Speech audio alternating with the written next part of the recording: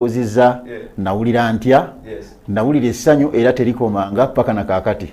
Wow. Yeah. Wow. Latif, tell us more. You've heard what Jaja said. I want to say to somebody who has not gotten Jaja in English and in Uganda very well from all across. There are people watching this show all in the US, in the UK, in Canada, in Sweden, and in Denmark, all across the world, in Kenya, in Rwanda, in Tanzania. I mean, what Jaja just said, I asked Jaja a question. How did it feel like the very first? Oh yeah, actually we have a brother, you know, brothers in black. Yeah. Rasta Jaja Kalanda in Nakasero. And that's where I met Jaja Kaya. Yeah. So to me, the way he was playing guitar, it sounded very unique. And I love unique things, because I mean there are many guitarists around. But I loved him from day one. And this is what I do. Whenever I find someone with a talent, I want to support them in any way. Abayimbi bangi benkoledde engoye. If I had the money, nandiguze copies zaabwe in a way to support them. Naye olwokubanga sometimes I find it easy for me to support you clothing wise, because musicians love clothing. And that's why I interested him to come and start, you know, learning how to make shirts and pants, because he needs to change all the time. In our platforms like this, all the time appearing on stage, TV, you know. So I gave him that idea, Nimugamba, come, let's share the skills. I have a musical feel. You can teach me how to play. Actually, he has taught my son. He plays guitar, is very good, and keyboard. And Mutabani wa Papa CD made him this shirt. Because he's teaching him guitar, how to play guitar. So was teaching him how to make a shirt, Mutabani wa Papa CD. Then the piece that remained, Nemugamba, why don't you make for your teacher a shirt?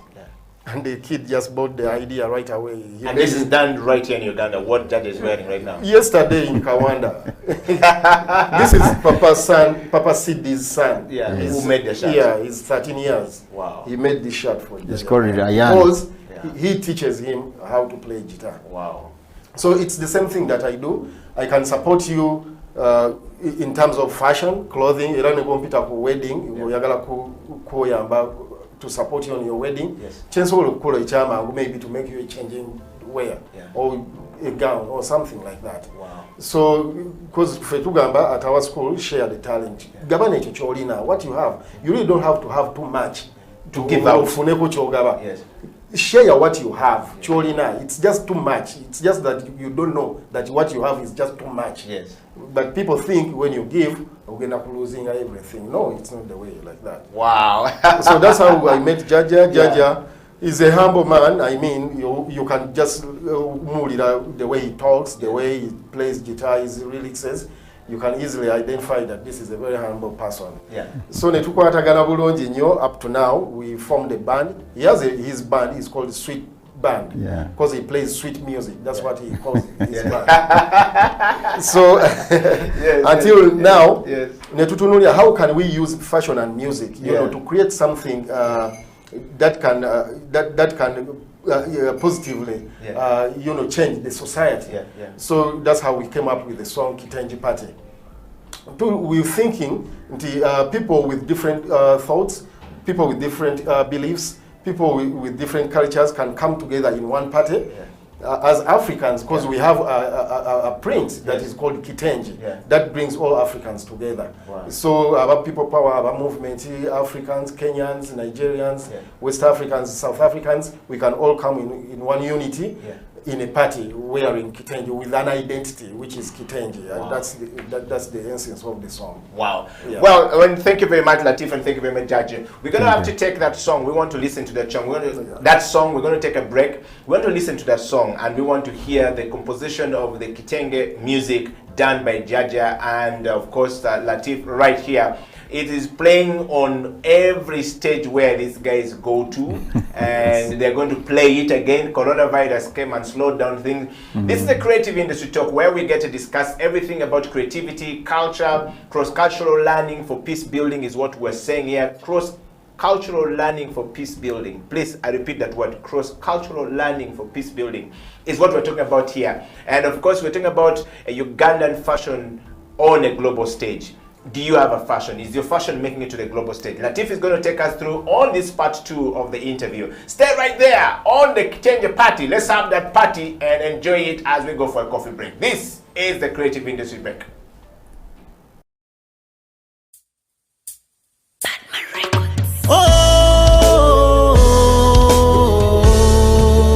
Mary Jane mama,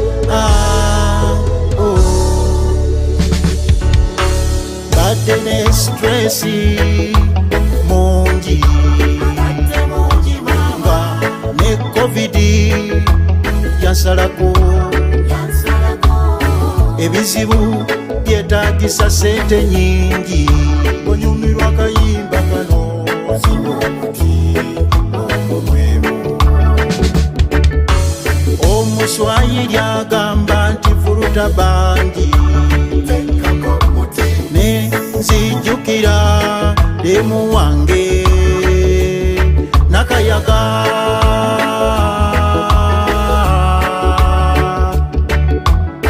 erinnya ly'ezzungu ye Mary Jane oyo yambererawo nambudabuda munaku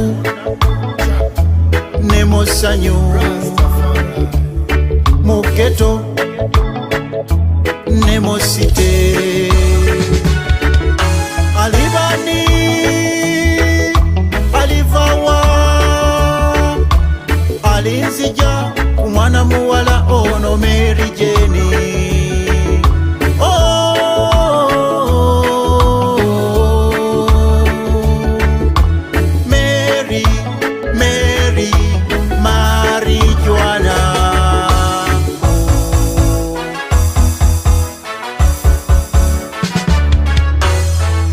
Babiloni banda babubi mugeto ne musite Mary Jane mwagala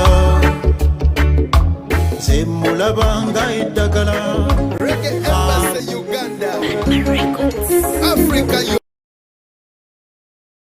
Unite in Kitenji wear abakyala mwena abasimatuka korona naddala bali erudde eri muno sirandani kyembakutira kiri kimu butekubagiza wadde embeera za korona bangi zatutagula kakati tuve mu mayumba bitenje bateri nesonze bumale ate nga tetusaanidde ddala kugisubwa mwani yabagamba okwambala engoye z'emivumba tujja kwambala bitenji byokka designer Latif Uganda omurasita owakabye yatonga mu nnyonyi wamakwesa lulembaga Mary Jane ne Hawa abo basibi banviyalo tujja kuba nabo Anifa wa makeup Mariamu yedikoletako ne pofini ebyokulya bingi nnyo ebyekifirika madamu Sala Soshi ebitaddemu omukono Olivia Kasalini nalima makamaka manyingo owulira kuluno twambala ebitenji byokka kuluno twambala ebitenji African culture tengeza festival mukitenji pate tubeera twolina ebifo kabeera ketalogo kuza madamu Sala promota kyasinze nabemu erandani mu North London abatuuse batumiddeko nabeyuna ekitenji mwenna kambaboneko omwana wammwe ali omukko yalemeddeko gweguza popini oba Mary Latif yaliko amanya yensono bito mu by'omuntu omutamu akulukuta ennyukuta mpangira ddala ebitamu limwe ebifaati mu mpisa nakwata ku kalamu mpulira amaganda zenna gambunye ebifo abitegeka Latif model designer bw'atandika okutunga baba temumuwona tetwesala bitenji byokka temutulaba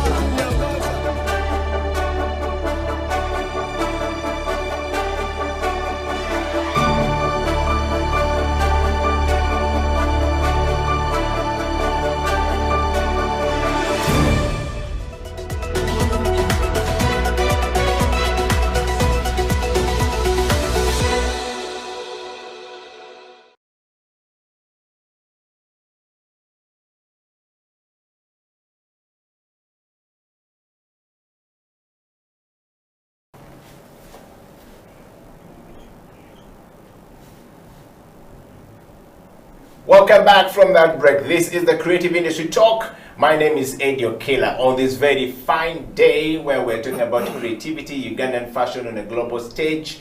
And of course, we want to understand this whole thing about, Ugandan on a global stage and how we're taking the fashion to the global stage. Of course, I see some of your comments here coming and people are saying, I love that gentleman, I love Jaja, I love Latif. Can we hear some more from Jaja? Of course, Jaja is going to play for us that song, Kitenge. You've heard it, the sound, beautiful, and we're going to dive into how Kitenge is going to make it to the world stage as planned by Latif Shah.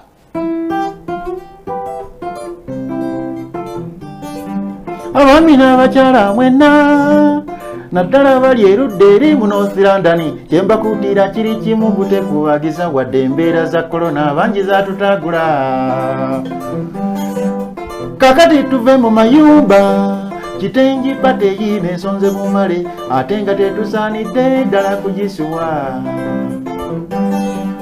mwani yabagamba okwambala engoye z'emivumba tujja kwambala bitengi byokka dizayina Latifu Uganda omurasita owakabye yatunga mu nnyonyi Maliki Jeni ne Hawa abo basibi banviiri alo tujja kuba nabo Anifa wa makeup Mariamu yedikoleetako ne Popini ebyokulya bingi nnyo ebyekifiiriko Madamu Sara Shoshi ebitaddemu omukono Olivia Katarini Nalima Maka manyinga ulira Kolono twambala ebitengi byokka Kolono twambala bitengi byokka.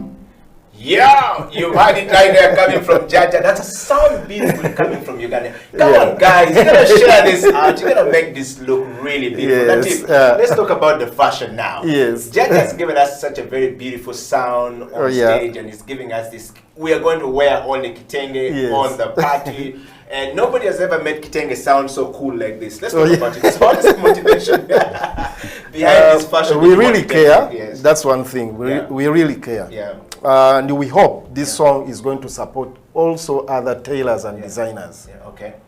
Because we are trying to make people, we are trying to create an awareness that let's embrace our own. Let's wear our own. We can see the taxes are so high right now, importing clothes from China and everywhere. But let's embrace our own. That way we are supporting the industry and we are developing a country. Because we are creating many jobs for tailors and also designers who are going to become so prominent, So this song is basically to interest the people, the community, that let's embrace our own. Make an order from a designer, your nearest designer. It's not just ours. It's a song for everybody. So if you're in the industry, take advantage, share the song, let the people. We want to make a very beautiful video for this song. That's why we are taking our time. We want to interest the people so people can support their industry right here. So that way we are developing our nation. Talking about it, Latif, a lot of time we think that tailors have low self-esteem. Yes. Because they are not always brought out to the forefront. That's right. The trailers. That's but the clothes I'm wearing is made by tailor. By the shirt tailor. I'm wearing is made by tailor. The clothes I'm wearing is made by tailor. The shirt you're wearing is made by tailor. I'm just learning today that a 13-year-old made this for Jaja right here, Jaja Kaya. I mean, how do we get the tailors to actually begin to believe in themselves that yes, I'm the one who makes Okila look good, and so therefore I'm important in a society, and I can take my craft and my art and spread love across the world. How you're do you very do right. This, having done this on a world stage yourself? You're very right, and I'm doing everything possible, basically to lift their self-esteem. One thing, you've seen me make clothes on plane and on also other platforms. I'm taking a sewing machine where you rarely think you can make clothes from. But trust me, clothing is everywhere. Even when you go to shower, there's clothing. Even when you go to bed, there's a type of clothing. Wherever you go, clothing. Clothing or designers, fashion supports music 99%. Because before you even in fact, come out, should be giving us a sound to support this one. Exactly, because before you give us some beds so we can continue with this. Yes, before you start thinking or planning your concert, you're starting to think, how am I going to appear on a concert? How am I going to appear on a show like this? How am I going to appear? You get a point. Everywhere there's clothing, so people must now start knowing that clothing is very important in society. Clothing is commercial. People, when you make clothes, you can make money. You can make business out of clothing. And now DIT, that's the reason why DIT is coming in, because we've tried to create this awareness that the designers or the tailors must be supported in this industry, and also other stakeholders. Because being a fashion president, I'm not just talking about designers being a designer, but all the industry I'm talking about, the people who supply us machines. We have Kiembe people, Kiembe sewing machines. We have the people supplying us with fabrics. We have people teaching. We need journalists, people who can talk right about fashion, present nice pictures, not the pictures that people aim at, you know, taking knickers for the models. Yeah. That's not what we are looking at. We are trying to address it nicely and properly. Yeah. So the reason why I'm doing that, abantu basobole okwekiririzamu that guno omulimu gwa beeyi. DIT has already assessed us, and many other centers that have been put outside there for people, the tailors who are already skilled, to go and be assessed so they can be accredited. If you have good thoughts, maybe you have a birowozo ebirungi you want to table in the parliament, you can as well be able to stand as a parliamentary, as an MP. You get a point. But before, luli babade batuita omutunzi. Bubatunzi. You know, like minimizing. When you fail exams, try okutunga. It's not for failures. This is for really genuine people with brains, because there's a lot of mathematics, there's so much geometry, statistics in clothing. Come on, you cannot fail elsewhere and think you're going to try. Try it, decide. Yeah. Also, we want to produce really skilled people in the field. Abantu abatuufu abateekeddwa okukola omulimu guno. People who qualify with ethics, people who qualify as professionals, people to qualify with skills and also credentials.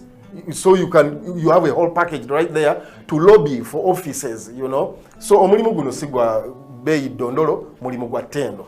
Yes. Wow.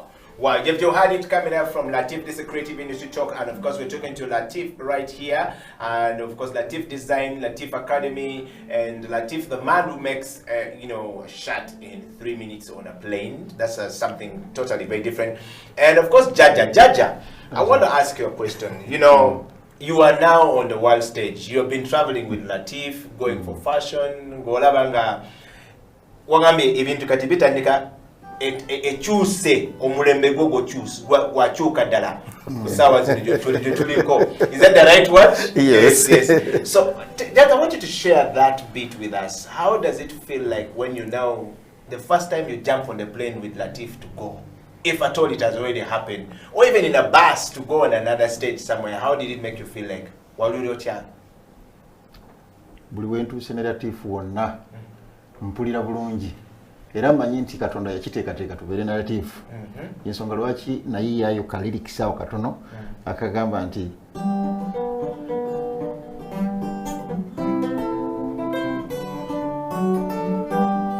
omuyimbi n'omutunzi basomesa erudda babasanyusa kaya ne Latifu katusomese gwanga lino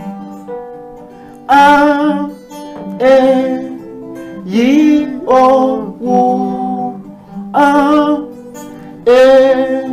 I o u akati jangu osome oyige fashoni komola tunga tunda fona sente. Wow, come on everybody, give it up for Jaja. Wow, Jaja.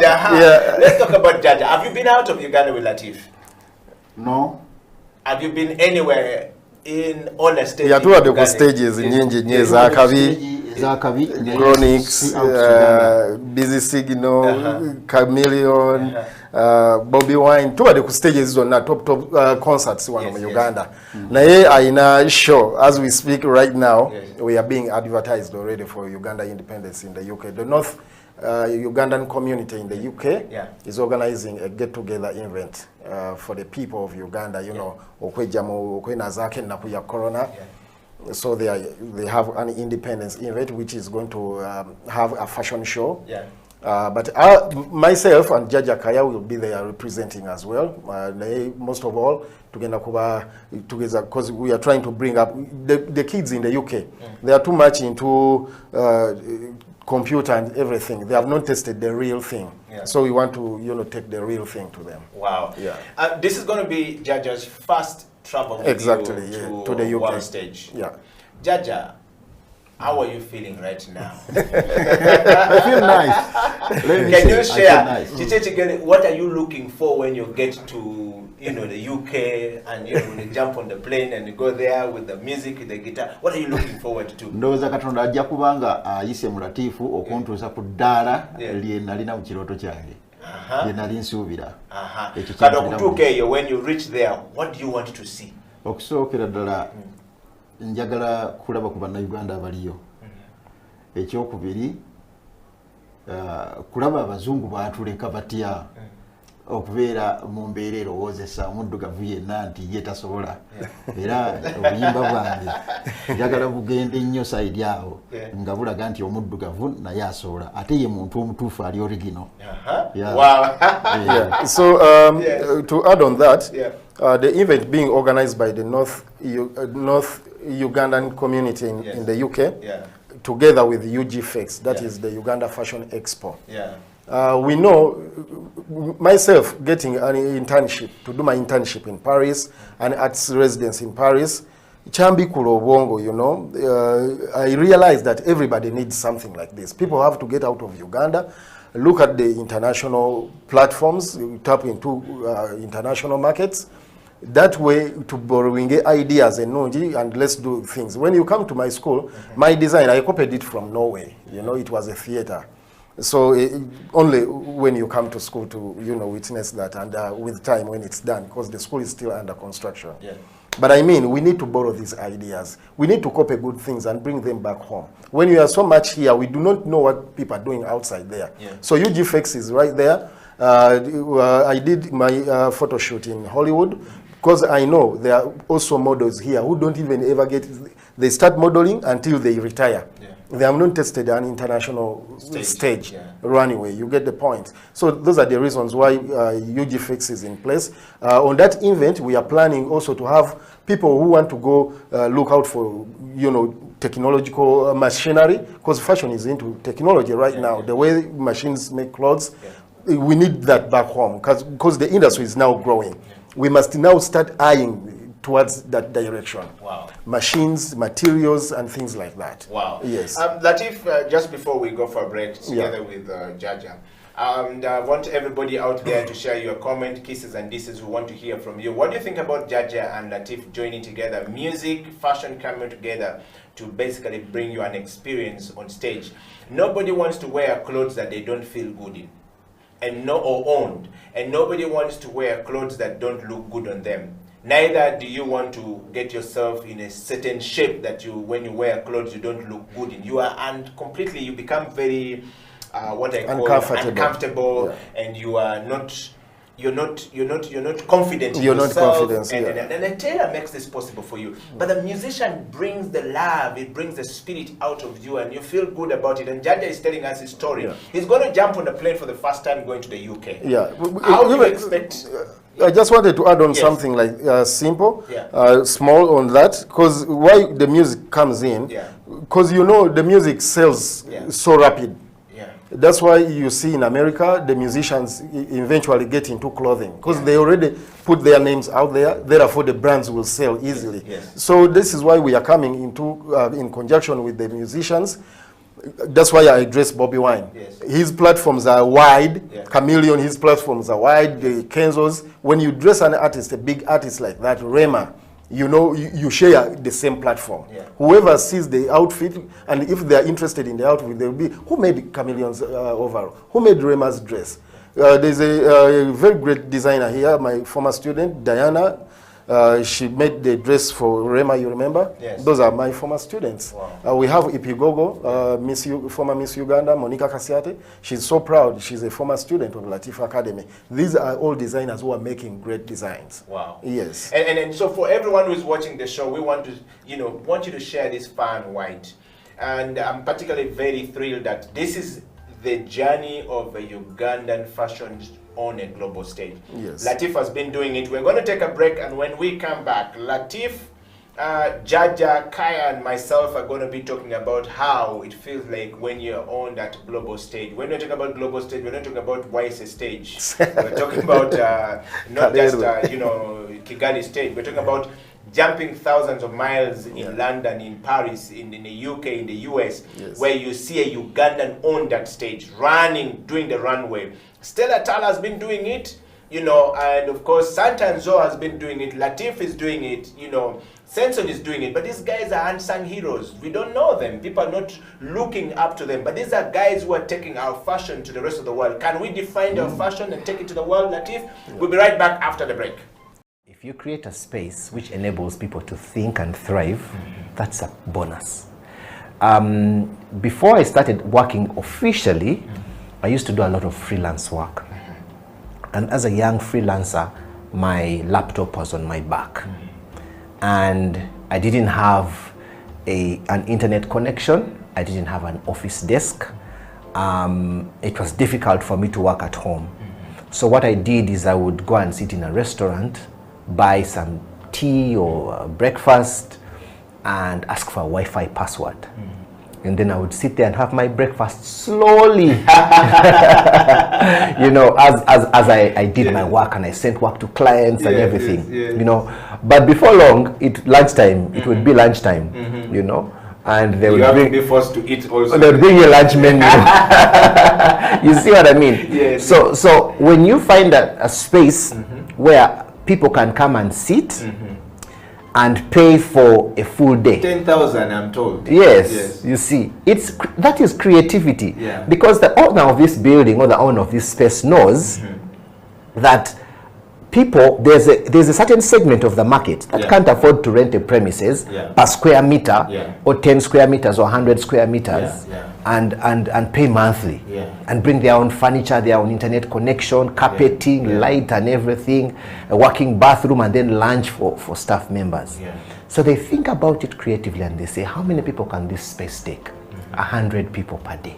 Okay, good. If each of those people pays 10,000 per day, and they come and have access to the internet and a nice chair and a desk and a good environment where they can concentrate and deliver.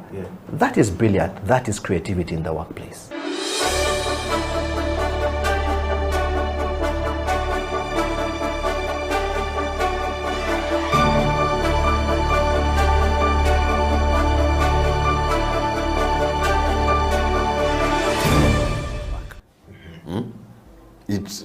It helps you become the trendsetter. Humankind is set in a way that they will always have a thing for the pioneer of things.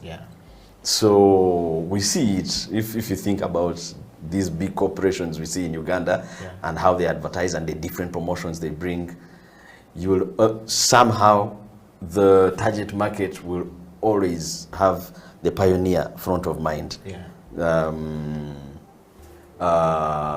So for me, creativity, that is how important it is, because you will get the masters, you'll be an A-lister on the papers. But if you do not know how to channel, because there's not one company in the arts or in business, as we know it, there's not a company that hires more than 10 people, and all of them are not creative. There is always creativity in a company.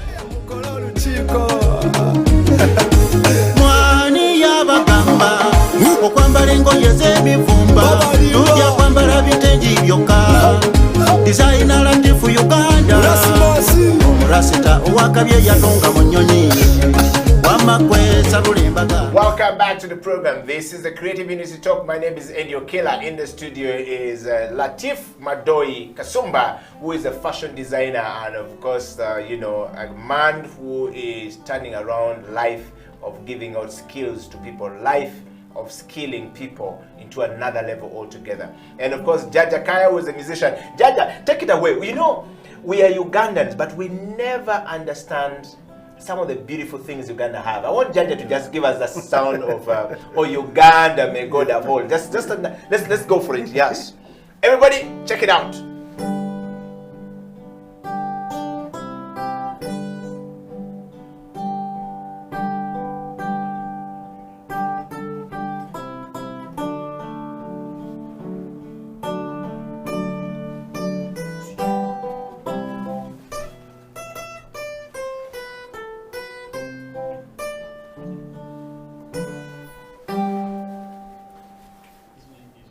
Wow, wow.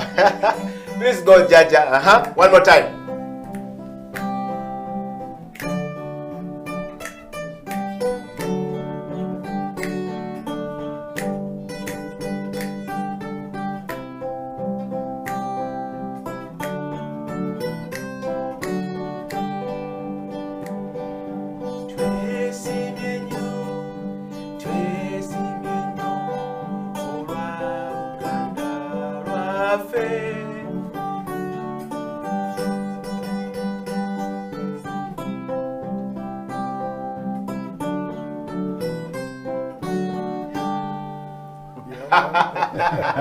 East Africa. Yes, that's the East African sound. Let's check it out.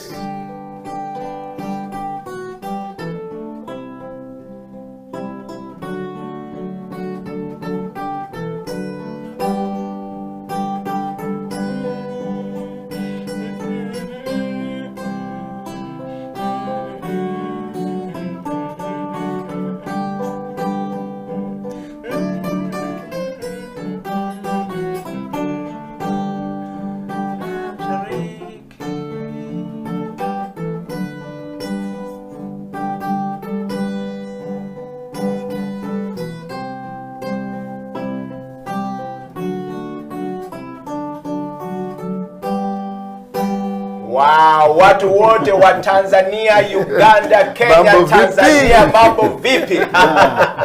Tankubovu, Yes. Bezi Beach. I'm coming actually Salam, salam. talking about East Africa, Tanzania. We have a student from Latif Academy. Yeah. He is the only person who qualified to, present at Swahili Fashion Week. Wow. In Dar es Salaam. So we shall be going to give him support as well. Wow. Kamau Al Issa, we are very proud of you. Wow. Jaja, let's talk about that sound. Yeah. When you're playing this thing, what do you feel like from a musician point of view? When you're playing this sound, when you're playing Uganda national anthem, when you're playing the Buganda national anthem, the Buganda anthem, you're playing the East African anthem, how do you feel like as a musician? That is, I feel my country, I feel my blood, motherland. That is the only way how I can identify my country to people musically. Wow. I want to chogereko mu Luganda abantu bategere bulungi. Bwe mbanga nkuba obuyimba obwo, Yeah.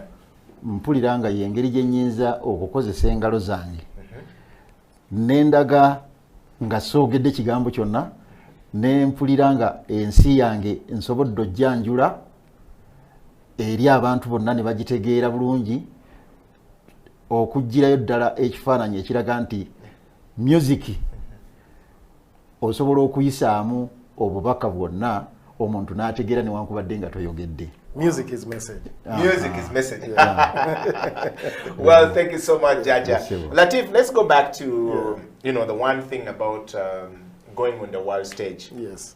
I know we talked about this, but I want to talk about the Ugandan fashion and world stage. Every time you go on those trips, and you're on the runway and in the world stage, and you're doing these things, what do you say about Uganda, and what do you tell people about our fashion? And do they really buy our fashion? Do they wear our fashion?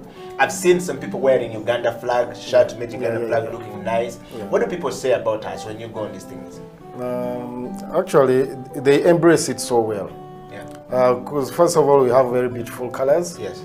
The Uganda national colors. Yeah. and the flag itself at large. And you see, during my act, I always wrap the models that I'm going to dress in Ugandan colors and also freedom colors. So that way the comments are always, oh wow, beautiful colors. So you can see the people love it. And that's the only way I can create awareness that you see what I'm doing is so UG. So if you want to see this and more, simply come to Uganda. So we are also adding a stone, you know, to the tourist industry. And that's why we also set up the Reggae Embassy, because this is where we display all the Ugandan culture and the Rastafarians' lifestyle, the clothing, the music, and also to see so much more, you know, Well, I want to just read a few comments coming from people up there. Frank Tugume says, thank you very much. You know, welcome to the Creative Industry Show, where creativity is explored to the greatest heights. Thank you very much, Frank. And of course, Serugo Matthias says, greeting to Salif Kasumba Madoi, and of course, Jakana and Jokolera. Thank you very much seeing you guys on the show. I want to read the comments coming from Sweden. This person says, Adio Killer, thank you very much for the show. I always look up to this show every Tuesday. I'm looking forward to seeing the Creative Industry Talk coming. I think this is a very good platform for us. And being a Ugandan living and working in Sweden, this makes me proud to see that Ugandans are beginning to, you know, do things at a different level. Shout out to that guy, Jaja. The sound is beautiful, and I look forward to seeing Jaja on a world stage. I should make it from Sweden to London when Jaja is London. So Jaja, I want to be now Scandinavia, about Sweden, because we have our people right there. Amsterdam, definitely, Denmark. When UK with Django tour in the Schengen, when you have shows in Sweden and everywhere, they always come and support us. So guys, simply get your tickets right now. Independence 9th, North London. Yes. And then so Jaja, I want to just talk to you, Latif. The sound of Jaja, when you go on the stage with this sound. I'm now looking at the future. You said you are going to the global stage with Kitenge, and you want to put Kitenge on the platform for people to actually feel beauty. I mean, happy about it. We've seen the West Africa and the North Africa, you know, where Kitenge, and we're very proud about it. Ghana is leading that process of putting it so beautifully. The Ankara, yes, Ankara from Ghana. You've got the Sheki from Ethiopia. From Ethiopia, they've got the Senegalese who feel very proud about their son. Now, Uganda. I've actually, I already did an identity for Ugandan fashion. And that's what I even talked about it in the other part 1. And that is La Kikoi Election. La Kikoi Election is Latif Kikoi fashion collection. That you always find at least a piece of Kikoi, you know, to create identity that this is Ugandan made outfit. Because Kikoi is our identity as Ugandans. So we must also embrace Kikoi. But putting together Kikoi and Kitenji, it's all African. But because Kitenji has been like global, even when you go to the States, everybody's like, Latif, when are you coming? I need a Kitenji shirt.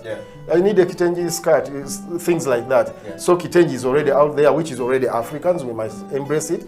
But, you know, to give it an identity that this is Ugandan, we must, you know, embrace Ekikoi. Wow. So how is it going to be unique that when I see it from a distance, I know that that's Uganda? I mean, because when I see it from afar, I see Senegal. I see it from far, I see Dakar. I see it from far, I see... You get to know that this is Ethiopia. This is South Africa. South Africa. They've done it so well. But you're coming up with one and saying you're taking us up there. How is it going to look like when I see it? One thing, it's going to be unique. The moment you say very unique outfit, just know that's from Uganda. It's done by his uniqueness. Senior intelligent Rasta Salif. So one identity, it's going to be unique. When you see something, I was in Paris, and because my label Latif Designs the Animiste label. Animiste label is unmistakable label. Even if I didn't label my shirts, but all my hats, because I have my own custom made patterns. One time I lost contact with the person I was supposed to meet in Paris in a very huge mall. Oh man, and I couldn't get in touch now. I was already lost. But this person had already been addressed that, when you meet Latif, he has unique hats, he has unique patterns. So I decided just to walk around the mall, and this person just stopped me. Are you Latif? And I'm like, how did you get to know me? And he's like, I was told that you have very unique hearts, and I identified you because of your heart. So it's unmistakable, unmistakable label. For one thing, it's supposed to be unique. It has to take it anywhere. So let's do it that way.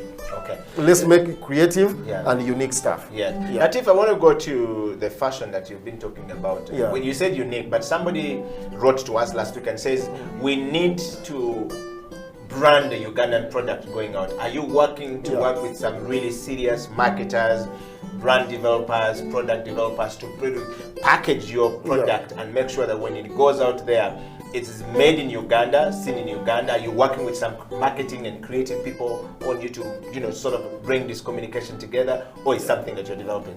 Well, I'm dreaming to have something like that. I hadn't started on that, but I think I need it. Okay. And truly, I need it. So if there's someone out there who can do it professionally, like I mentioned in one interview, I don't know how to leave the school, how to leave my legacy so it can be protected. For example, I would love to have my school protected in a way that it stays for life. If it's the government, but sometimes I don't trust the government because the government sells its own parastatals. But otherwise, I would hand over my school to the government, to govern it. So it stays for life, so they protect the aims, the goals and everything. So it goes on and on and on to benefit the rest. But if there's someone out there who can do real branding, because I'm looking out, to something like that, it would pain me, if I died and I didn't have my dreams come true, if I didn't realize my dreams. But if there are people who are out there who want to support us, we started a campaign, building our own schools. We really believe that we can build our own schools, even without external support, let's say foreign funds. We have a campaign, building our own schools and the nation. By building our own schools, we believe we are building a nation. That way, we are collecting 1,000 shillings from each person, which is something So if you have 1,000 shillings, we are targeting 1 million people every, let's say, 3 years. 1 million people, because 1 million people providing us 1,000, that is 1 billion. My school in Gibalia, it only needs 1 billion. So we want to build a school in Eastern, let's say in Bari, Soroti. We want to build a school in Northern region, let's say Gulu or Arua, wherever, Pakwach. We want to build a school in Western, maybe in Barara or Kasese, Fort Potro. We want to build a school that is going to, help, because we've tested it. Myself, I've tested it, it works. It's the skills that are feeding me to take care of others and myself. So support our cause, building our own schools and nation. Support us with just 1,000 shillings. We are targeting 1 million people every three years. Like that, when we come to your office, if you have kids, it's something very small, but at the end of the day, we want to engage the people. Following a project here, Latif azimbye somero, because I already started that. I was building my own house. No, I don't need to sleep. I need to work and I need to live something, Like Dube Yagamba, Rastas never die. Omurasta tafa aina kye yaleka. Naye osobola okuzikirira nga toyina kye waleka ku nsi. Thank you very much, Latif. I want to go to Jaja. Jaja, the inspiration behind your music, what inspired you to write your songs the way you write? And now that you are in the fashion space with Latif, music and clothes, you're wearing a kitenge that is made from a very young man as an appreciation to you as a teacher. And, want to just share with us, what is the inspiration behind your music? And also going forward, is this marriage between music and fashion going to change the way you write your songs? Of course. Nsuubira nti bigenda kukyusa nnyo society mu nsi. Abantu balina okukitegeera nti buli muntu Katonda yamuwa ekitone. Bw'akikozesa obulungi yempeera. Eri mu Bible baziyita talanta. Era bagamba nti eyafuna n'agiziika oyo tagenda kubeera na mugabo gonna gwafuna eri Katonda we. Kinsanyusa nnyo okubeera nga nina wentuuse abantu ne bagamba nti bambi jjajja Kaaya tumwenyumiririzaamu. Nsaba Mukama Katonda ateeke omukisa mu mbeera eyo abantu bafunemu ate bafunemu ekyokuyiga nabo talanta zaabwe baziggyeyo. Kyensuubira nti mbulamu obujja mu maaso Katonda asobole okubeera nga ampa empeera abantu bonna mpozi gye bandiyagalizza era nabo bagifune okuva ku kusoma kwe banjigiddeko mu ebyo byenkoze. Neyanziza ekibuuzo ky'ombuuzizza. Kale ssebo kakati kyenjagala kumanya jjajja naye abantu bonna abalaba ino show from all over the place. There are so many people all across the world, those who speak English, those who speak Spanish, the French, there's so many people.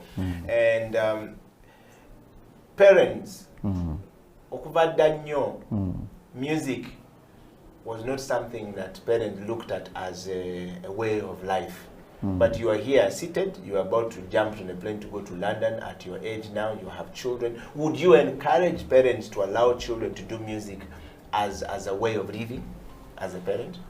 Era abazadde bonna mbassaamu obuvunaanyizibwa okuleeta abaana mu Latifa Academy kubanga ffe twasoose okulaba ekitangaala eri ensi.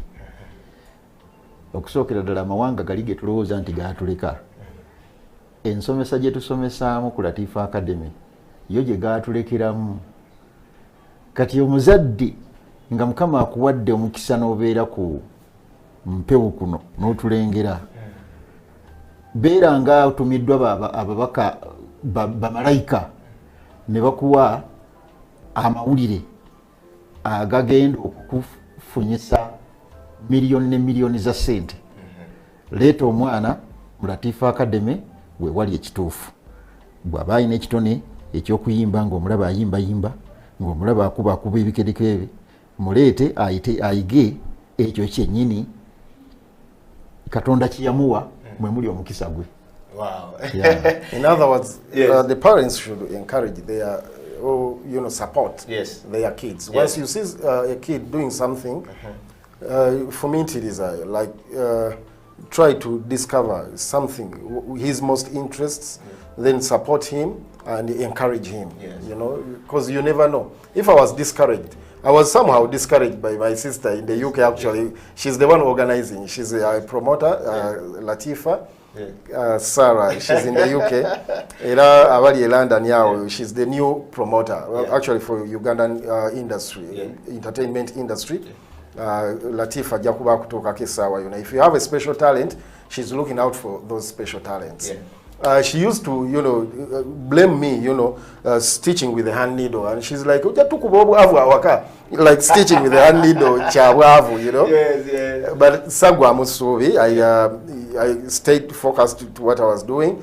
Ne miracle until kati we atandi kochi support. She's the greatest supporter of my career. Wow. Wherever I go, she gives me phones. I don't lack certain things that help me, in communicate. She supports me. She comes to every show in Europe, wherever I am. Wow. Yeah. Wow. Corona no Kujamo States. Otherwise, she was supposed to come on my tour as well. Wow. Yeah. Wow. I want to just, we're going to take a break, and when we come back, the Creative Industry Talk will talk to Latif about the real fashion now on the stage. And you're going to see Latif on some of the stages, from Lucky Dube to Chameleon and to all these places across the world. And we want to just know, how did it feel like, how did people receive our fashion? How did Ugandans receive ourselves? Were we criticizing ourselves like we often do home here? We just criticize everything home here. But we don't know. The world, describe Uganda as the most entrepreneurial country in the world, but more so as the most culturally diverse country in the world. Are we ripping out of it? Just Gifted by nature. Gifted by nature. Just imagine 54 dialects brand themselves and become a brand and a product, and all of them go to sell to the world stage. Where will we be? Where will Uganda be? What would we have? Stay right there, I'll be right back after the break. This is the Creative Industry Talk. Edio Killer, Latif Madoi, and of course, Jjajja Kaaya in the studio.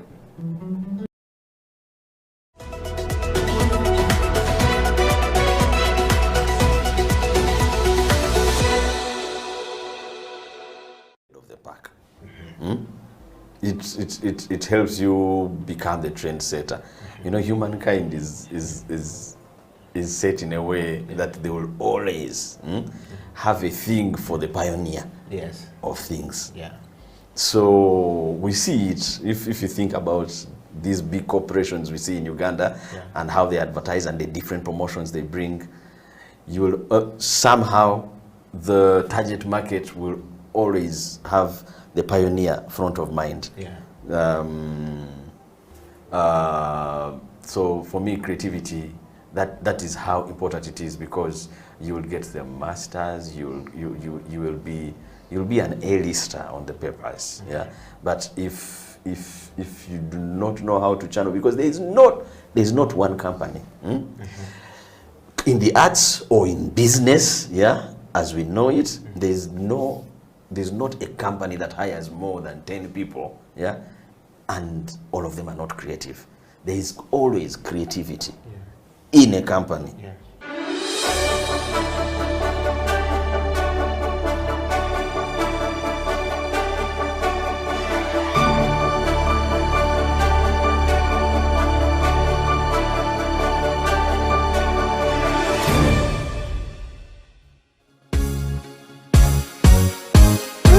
Jaja Master Kaya, Salif himself, and Novite Owechibira.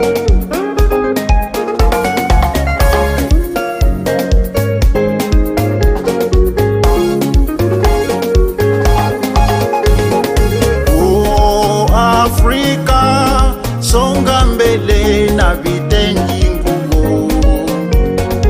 Oh, Africa, songa mbele na vitengi ngumu. Hata mimi nafurahi sana kama minasikia kwa vitengi pate mama nyabu.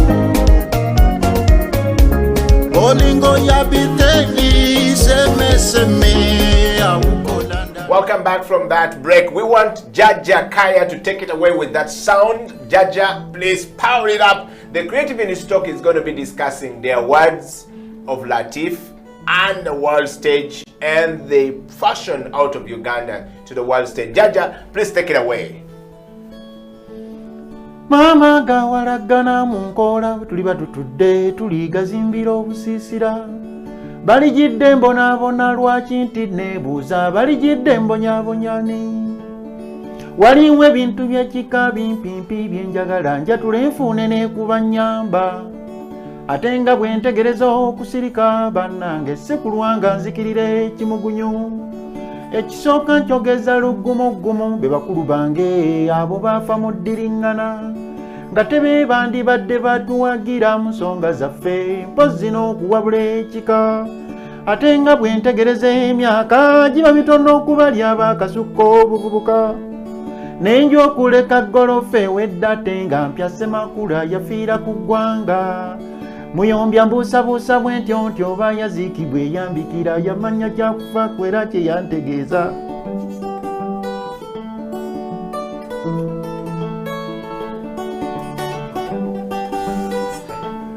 Sounds of Jaja! Zakakati njogeza lusajjasajja n'endongo njisuna lwakusagula nga kyakulya balijidde namulabako mundeeba bwe twawayanga mpozi bwe bugambo mulamu ya muzika y'olwabuwaze n'abaana baffe so nga wano mbulemeze mulira nkuyabeeranga kati tuli mu bbanja kumugjayo n'owekenya tuli muteesaako bwe tuli batutudde.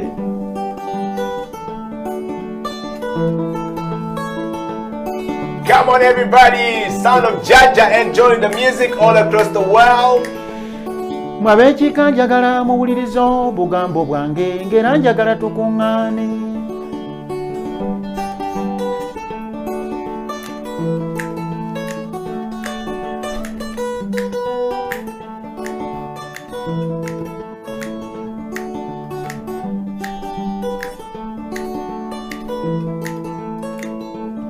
Yabange ndaba ku kimu abazze baganda bange mu myoyo njagala ntabagana bwe tuba tuteesa bannange tulima tukwanya kati mwe mulowooza ki ku musaayi gwaffe nze bwe mbanyumiza ebifo ewange kati bizuukusa jjembe bitami okwebaka ngolokoka mu birooto ate omwana alogota na misambwa tigimutta nze ndoota maliba ga ntulege olusigango oba okutumikibwa obwo obubugo wulira bwe nvugirirwa obwo obugoma n'engalabi ng'ekuba newerekerwa ez'ensaasi kugambye nenfuna ekiseera ekizibu sikyefuga dda kinenninnyiriro ogw'omuliro n'omwana alogota n'abwavaayo ekiro kugambye n'asaba muto wenkanamu mu kibiina ajja n'akayimba akazito tyenkerebwa enkulu esimanga eggalira kyokka n'akanyoomonyoomako bwe ndikutta ndikwata mulala namunyanyimbe bakuutira bwe nti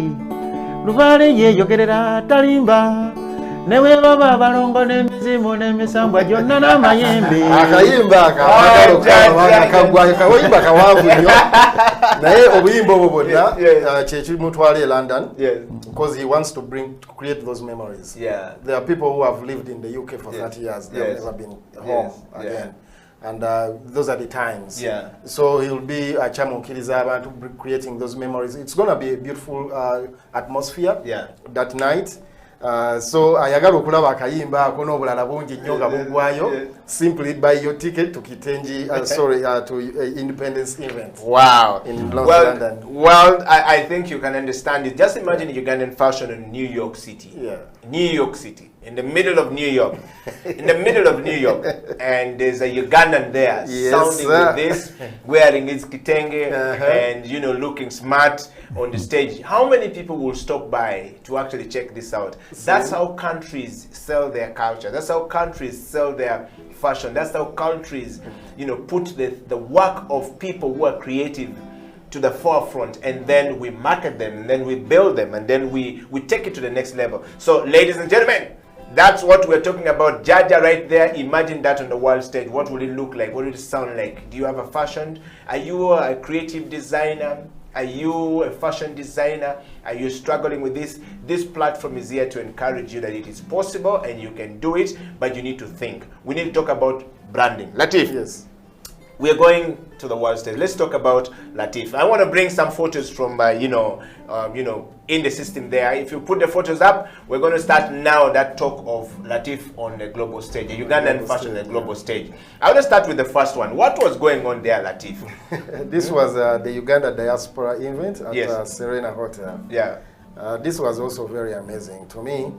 I brought in new ideas, like for example, that very kind of sewing. It's what I call the lap sewing. That you can sew on your laps. Just the same way people use their laptops and the other gadgets. So, that's lap sewing at Uganda Diaspora event. Wow. Yes. And the next picture sounds like you were totally far away in another country. This was the last one, the Africa Fashion Week in Seattle, Washington. This was also very, very amazing. It's one of my best events. That outfit was sold at the show. Wow. Some artist was already waiting for me. I need that white outfit. Yes, and he took it away. So that's a Ugandan fashion on a global stage. That's a global stage. Seattle, that's a global stage. Let's talk about this, Latif. This was in Belgium. This was also another record set. I made 7 dresses in 25 minutes. 7 dresses? 27 minutes, that was in Belgium. 25 dresses in 27 minutes? It was the Bohemian Summerfest. Wow. Again, Ugandan fashion on a global stage, as you can see it there. Wow, what a beautiful, look at that white lady on that Ugandan black, yellow, red. Wow. So this is where the comments come in. Oh, these beautiful colors, you know. And people were thinking that I was presenting an outfit. But these were actually the wraps that I wrapped the models before I make the dresses live on stage. Wow. So I was presenting the models. This is also Africa Fashion Week in Seattle, Washington. Wow. Wow. And the next photo? So that's the same act, the same event. Calling on the next model, to come and take measurements. I want to know what was going on with these ladies, with the white people sitting there, with the community sitting there. Everybody seemed they are following closely. So what was the reaction like when you come on stage from these guys? People, the organizer is on tense. She's on tension, like it's tense in the house because the way they address, the designer is coming, he's going to make 5 dresses in 15 minutes. So everybody cannot believe that. At the end of the day, it comes out as a surprise. The organizer, the one who invites you to the show, she's all on tension. Is he gonna make it?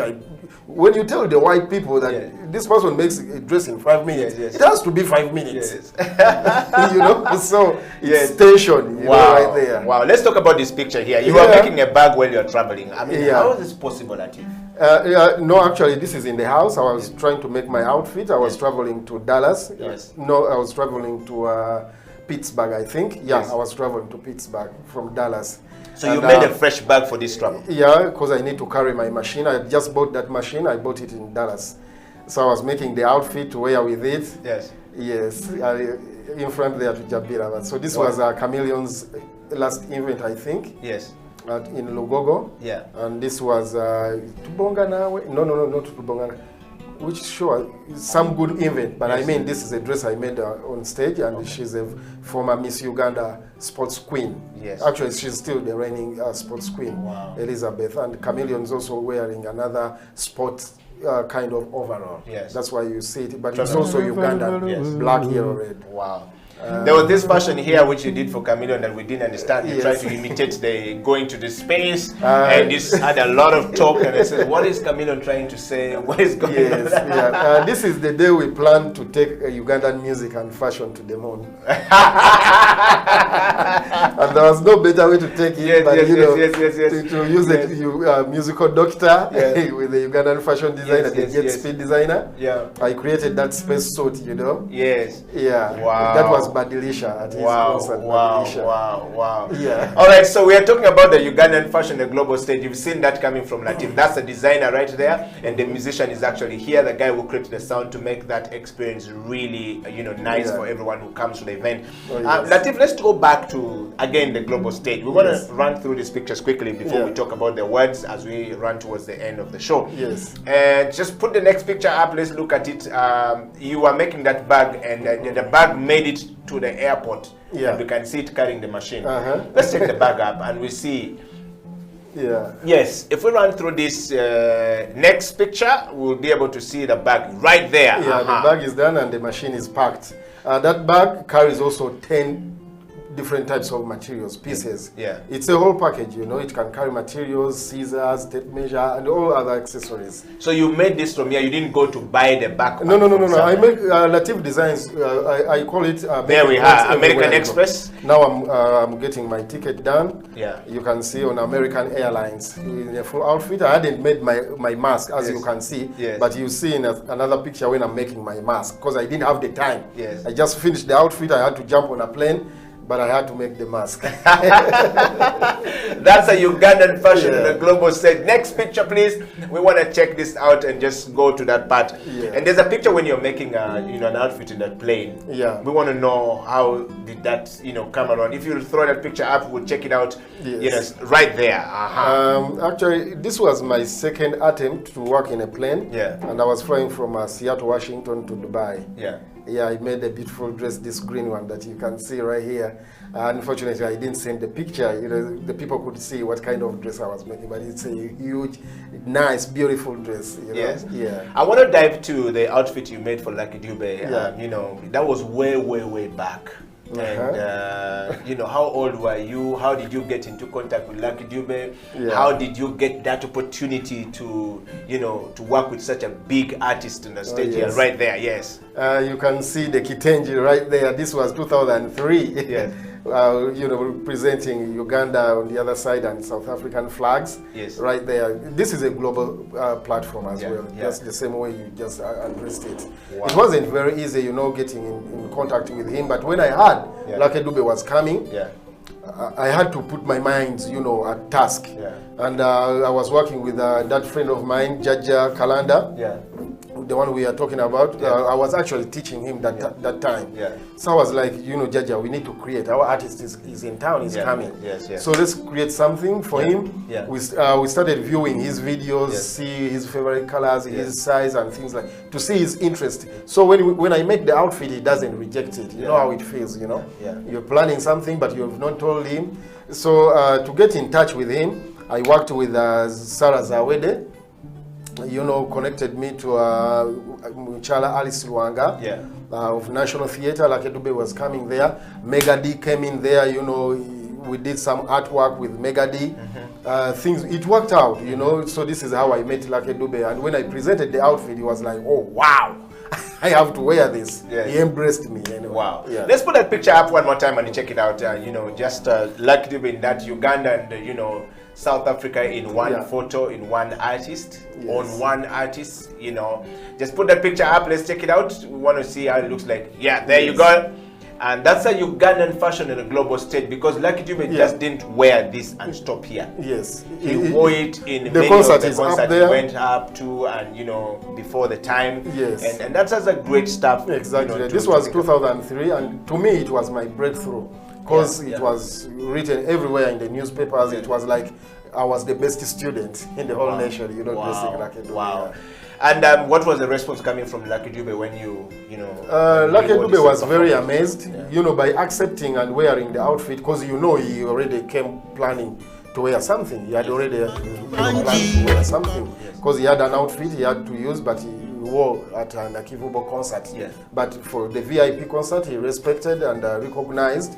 That's why he did that. Okay. So to me, he felt good. He felt good. He expressed it, and he actually stopped the band and announced it on stage. Wow. He also encouraged the Ugandans, you know, to support the locally made stuff right here, the local industry. And that was Lucky Dube for you. Well, Latif, let's talk about the awards. You've won, of course, several awards, you know, over the years. And as we wind up the show, if you take us through, you know, what are some of the awards you've won on a global stage, and you know, how did it make you feel like? Did it motivate you to do more?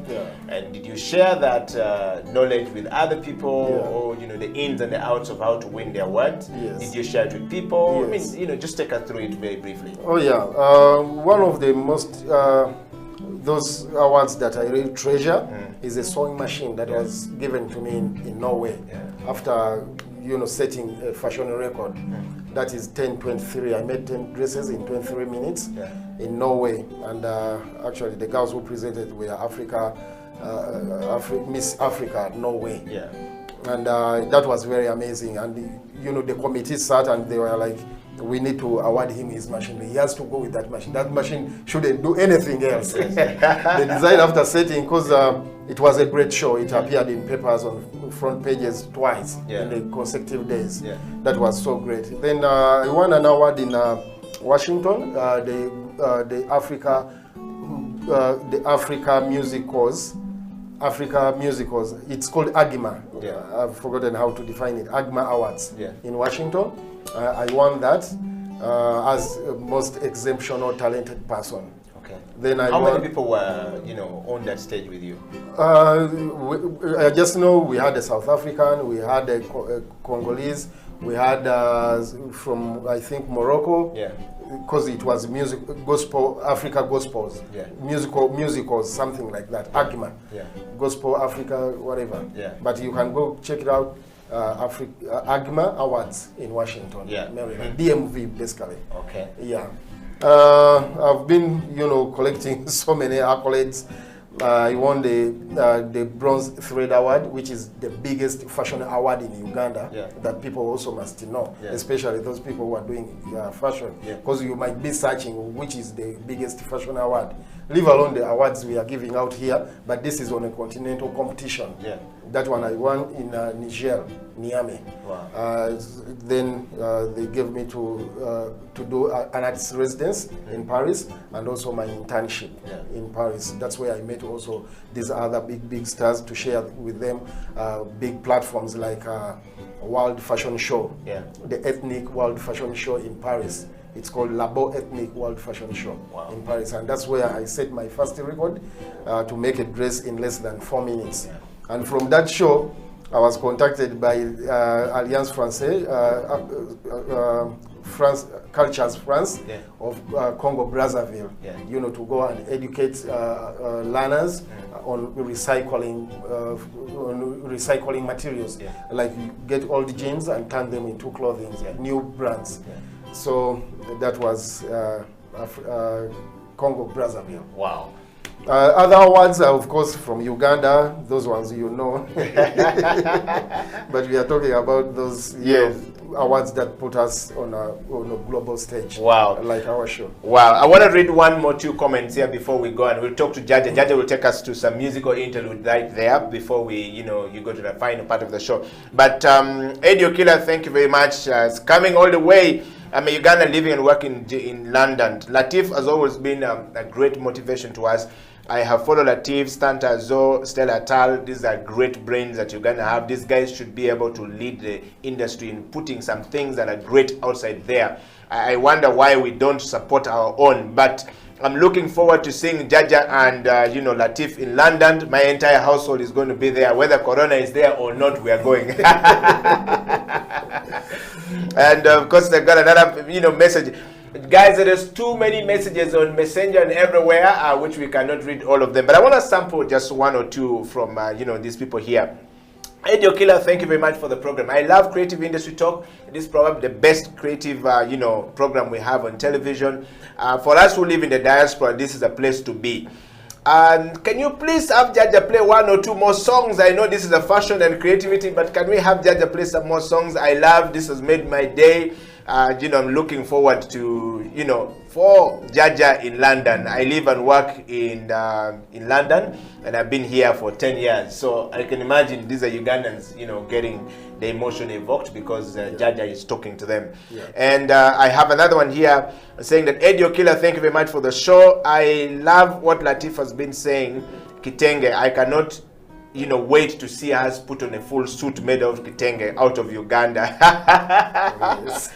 And this one is saying, thank you very much. The biggest problem of Ugandan, art and culture industry has always been branding. They don't know how to market themselves. They're very good with the creative work and putting out the fashion, but I think we need to help these guys, be able to package and market these products to the global stage. Yes, we're going to the global stage, but our products is not being marketed very well on the global stage. So Eddie Okilah, you guys, can you bring some people who can, bring some economics to this thing so that, these guys can make money and live? Yes, we're working on that, and I think that Latif has just spoken about it. We're going to do this. How do we package Ugandan music like the one Jaja is playing on your show right now to reach the world? Nigeria has embraced their own. Uganda doesn't embrace their music, but people come and take from Uganda. Eddie Okilah, how can we help these guys, package the music like Jaja and then take it to, the rest of the world? Okay, let's talk about the copyright of the music. I'm a lawyer and I would love to be part of the copyright of that, helping Jaja have the copyright, because once the sound goes out, people are definitely going to look and, copy it and do this. This is a lawyer who wants to work out. So guys, thank you very much for, loving these guys and sharing this as much as possible. Latif, yes, I hear you, but the school that you've talked about, how much is the fees for skilling the young people? I would love to bring my daughter to that school of yours, because my daughter loves fashion, and she's always organizing things in the house. She's made our napkins in the house. We use our napkin at home. So how can we harness this? How much is the school fees, and now where is the school? How can I join? How can So you already have it right there coming from a parent. Yes. Oh yeah, we want to thank everybody who has taken time to watch us. Yeah. And also be following, and those who are supporting our page, the Creative Art Talks. Yeah. This is great, and it's really very motivating that you guys are following, and the response is yes. The fees obusente bwatiriri, it's less than 600, and it's $700. Yes. A whole course. $700 million village to yes. A full course. Yeah. My son pays for his school fees at campus, and he pays $2 million per semester. But we are talking about a full course of $2.5 million Uganda shilling. Yes.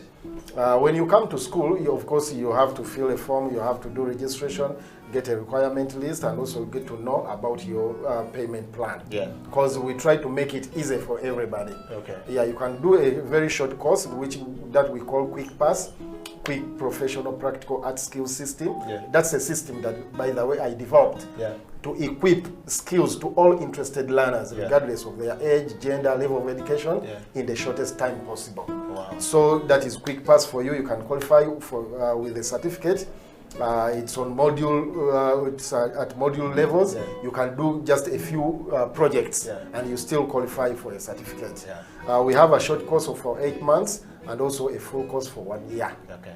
And for those who want to do bachelors, you can still do that.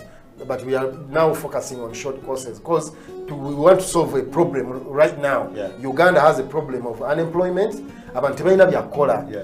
Ate nga ebyokukola weebiri. Yes. But we want to create that awareness. Kajjangu ofuneyo a few projects, a few skills, otandike. Yes. When you make the money, I paid my own fees. Yeah.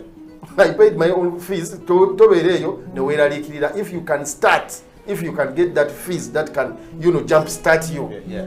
Because as we say, the day you start learning is the day you start working. Yeah. How is that? If you studied a bag today and I was teaching a bag, Yeah. capitalize on that, make bags. By the time you finish 4 months, ojakuwa collecting the cent. And even if you went to somebody, no support, no I have this. Yes. Njambulako kino. Yes. It's easy for them Because to you have a support little you. bit of it. Oba okitegera, omuntu Yeah. genda omugambe nti I can make you a shirt. Yeah. I can make dress you guys on your birthday. Yeah. Omuntu ajja kusupportinga ku school fees. Waliwo obukodyo bw'osobola okukozesa n'ofuna ne school fees. I tell my son dressing basa dressing to levy off a few gundi. Yeah.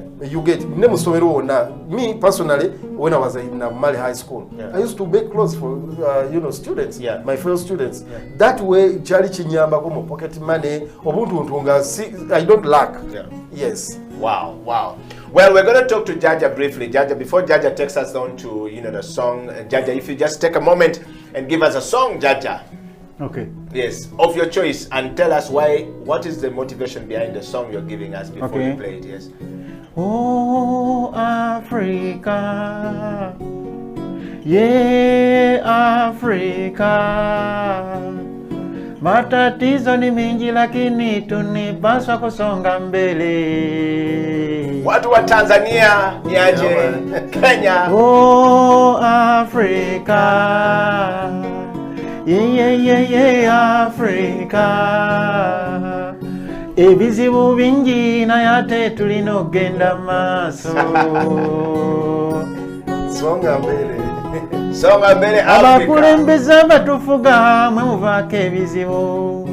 Bakulembeze batufuga mwe muleeta ebizibu. Muteekawo embeera tetuganya kubeera na ddembe. Omwana w'omuddugavu bambi n'abeera mu bukubi. Ekisooka bwe mujja mu buyinza temwagala kuvaako. Mutinkiza nnyo ne bakyerupa okusinga bannansi. Africa. Ebyobugagga eby'omuttaka biganyula batono. Muteesa ne bannammwe ate ne mubalyamu enkwe. Sente z'amawanga ge mufuga ne muzidibuda. Africa.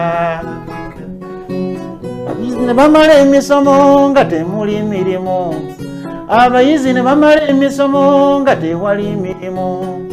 Twetaaga constitution ng'egatta Afirika. N'ekigambo kino pulezidenti kisaana kiveewo. Wasigalewo ekyakatikkiro oba tunaafuna eddembe. Kwegamba buli nsi ebeere ng'etwalibwa bagavana. Abantu bwe mufuuka ba pulezidenti temwagala kuvaako maama. Ya. Wa Tanzania wanasemaji? Wantu wa Kongo munasemaji kweli? Wantu wa Kenya munasemaji kweli? South Africa munasemaji wewe? Oh, Africa. Yeah, Africa. Matatizo ni mingi lakini tunipaswa kusonga mbele. Ebizibu bingi naye ate tulina okugenda maaso. Africa. Oh, Africa. Yeah. The song is supposed to create Africa. The Yeah. song is supposed to create awareness. Yes. It's not attacking anybody, Yeah. but it's supposed to create awareness. Yeah. Tubadde tulina mindset, Yeah. what I call a mind offset. Yeah. Nti ebintu byonna birina kubeera by'abakulu. Yeah. But there's a way we can create a more harmonious way. Yeah. For everybody, are very open to these opportunities. Yes, yeah. Equally. Yeah. So Jajakaya is not attacking anybody, is not, but he's trying to create awareness that if there is you guys, let's try to change. Let's see a better Africa. So that's the message. I like that. In fact, we will end the show on a note of the French president came out recently and said that you want a new relationship with Africa. You know, the French-Africa new relationship working further. How do we work together, Africa? You know, the French-Africa new relationship, and everybody's saying, okay, what is he saying? You know, how do you go about it? You've had that speech when he's saying that we want to look at a different way of dealing with Africa and partnerships, not as opposed to being, you know, imposing things. So we watched a film recently where it says, "Don't Feel Me," you know, shot by their a gentleman in Congo, and these guys were coming and talking about this, and then there's this part in the film where the guy gave the baby, the children, he came with the chocolate and gave them children, and the guy asked him, says, who told you that they wanted chocolate? What if they wanted cassava chips and you were giving them? So you as an artist, if they wanted the KFC, So now what would be your best message as an artist to that part of the call of the French president saying a new Africa, a new Africa-France relationship, Yes. One thing, we must know something happened before during our ancestors, the slavery and things like that, but we are not going to focus on that. If we have to really move on, we must, forget certain things in a way to clear the bad blood, and we start afresh. That's a very good motive, starting afresh and create a new workable relationship with, the whites or the foreigners, because right now they know that we are very creative, and we have the potential to make Africa the best continent on earth.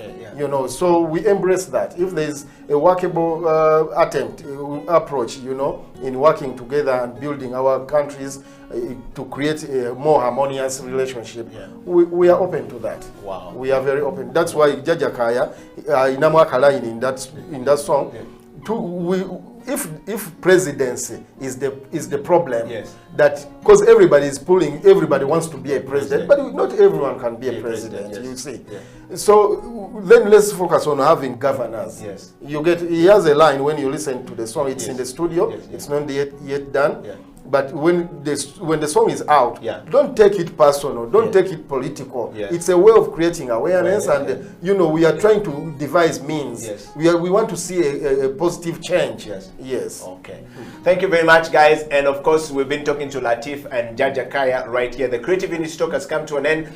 We're going to end the show with Jaja giving us that last sound of the song he sang about Latif. And you guys, as you head to London, we want to wish you guys the very best. I wish I could board a plane and come with Jaja and also enjoy this thing in London with you guys. We actually we need a camera team, like someone filming this whole thing. So you see, guys, come on, Kusonda for this. But also, I wanted to add on someone who talked about a lawyer.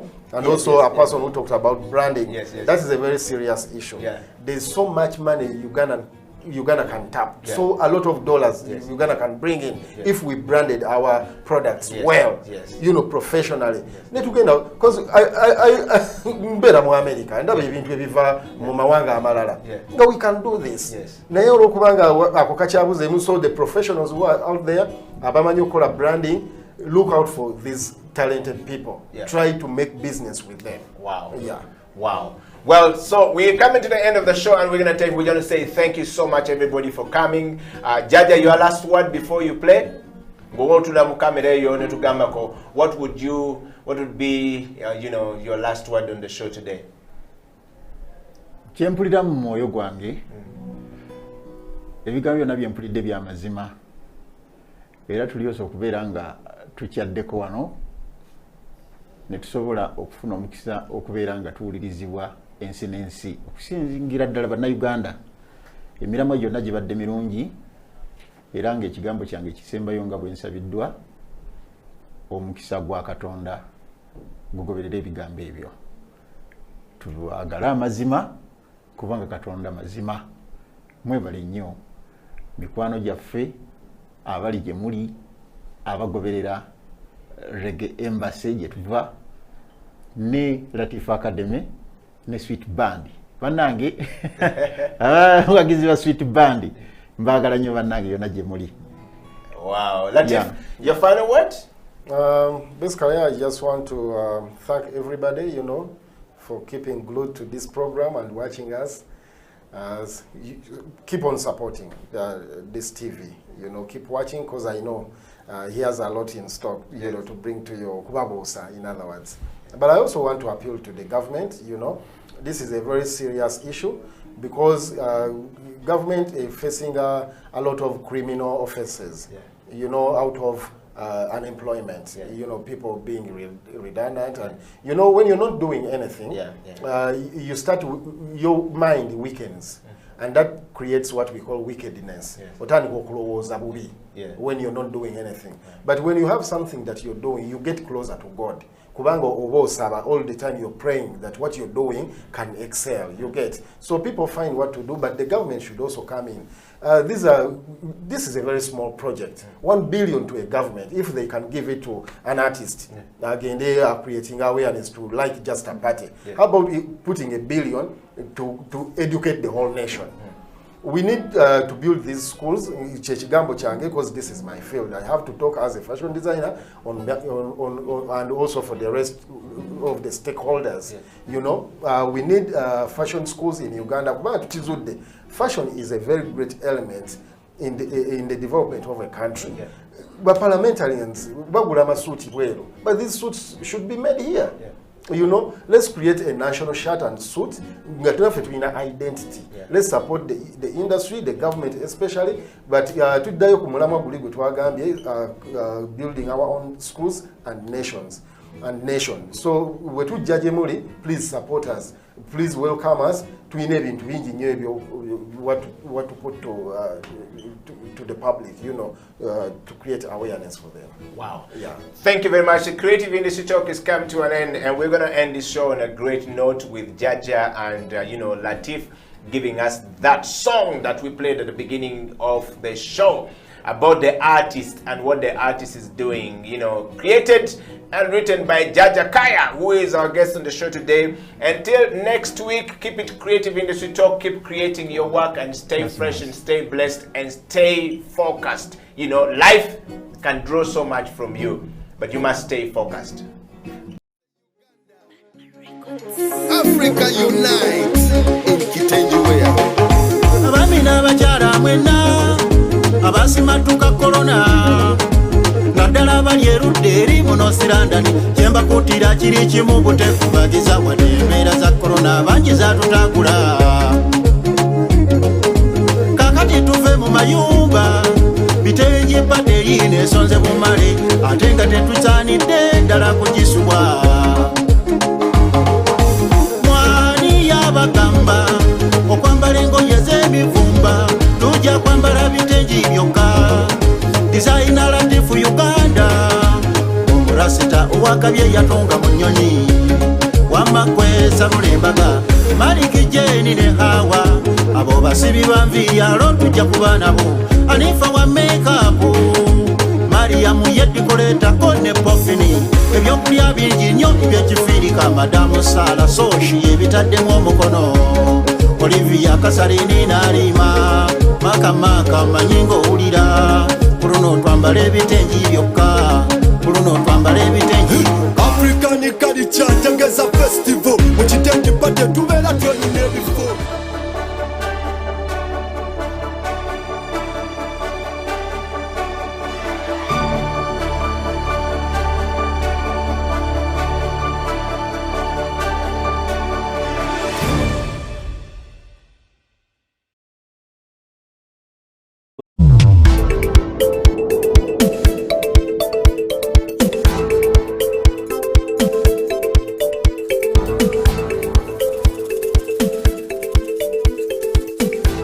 Welcome to this week's program of Doa Doa, and our speaker this week is Bill Braggin from NYU Abu Dhabi. Hi, I'm Bill Bragan. I'm the Executive Artistic Director of the Art Center at NYU Abu Dhabi.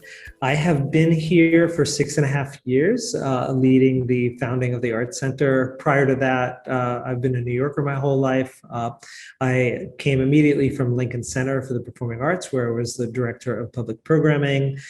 Prior to that, I was at Joe's Pub at the Public Theater, at Symphony Space, at Central Park Summer Stage, and spent a lot of my time presenting multidisciplinary work from all over the world. I'm also a co-founder of Global Fest, which is a festival that takes place every January, tied into the APAP conference. The university, NYU Abu Dhabi, is part of what NYU calls the Global Network University. The idea is that there are 3 hub campuses in New York, Shanghai, and Abu Dhabi that are full 4-year universities. Each has their own identity. And then there are also 11 other study abroad sites where the students are studying all over the world. NYU Abu Dhabi is celebrating its 10th anniversary. It's primarily a liberal arts college with an orientation towards research as well. There are about 1,500 students who come from all over the world. So our students come from about 115 different countries. There's no dominant majority. So a big point of the university is to create this international cohort of really exceptional students and future global leaders, as they like to say.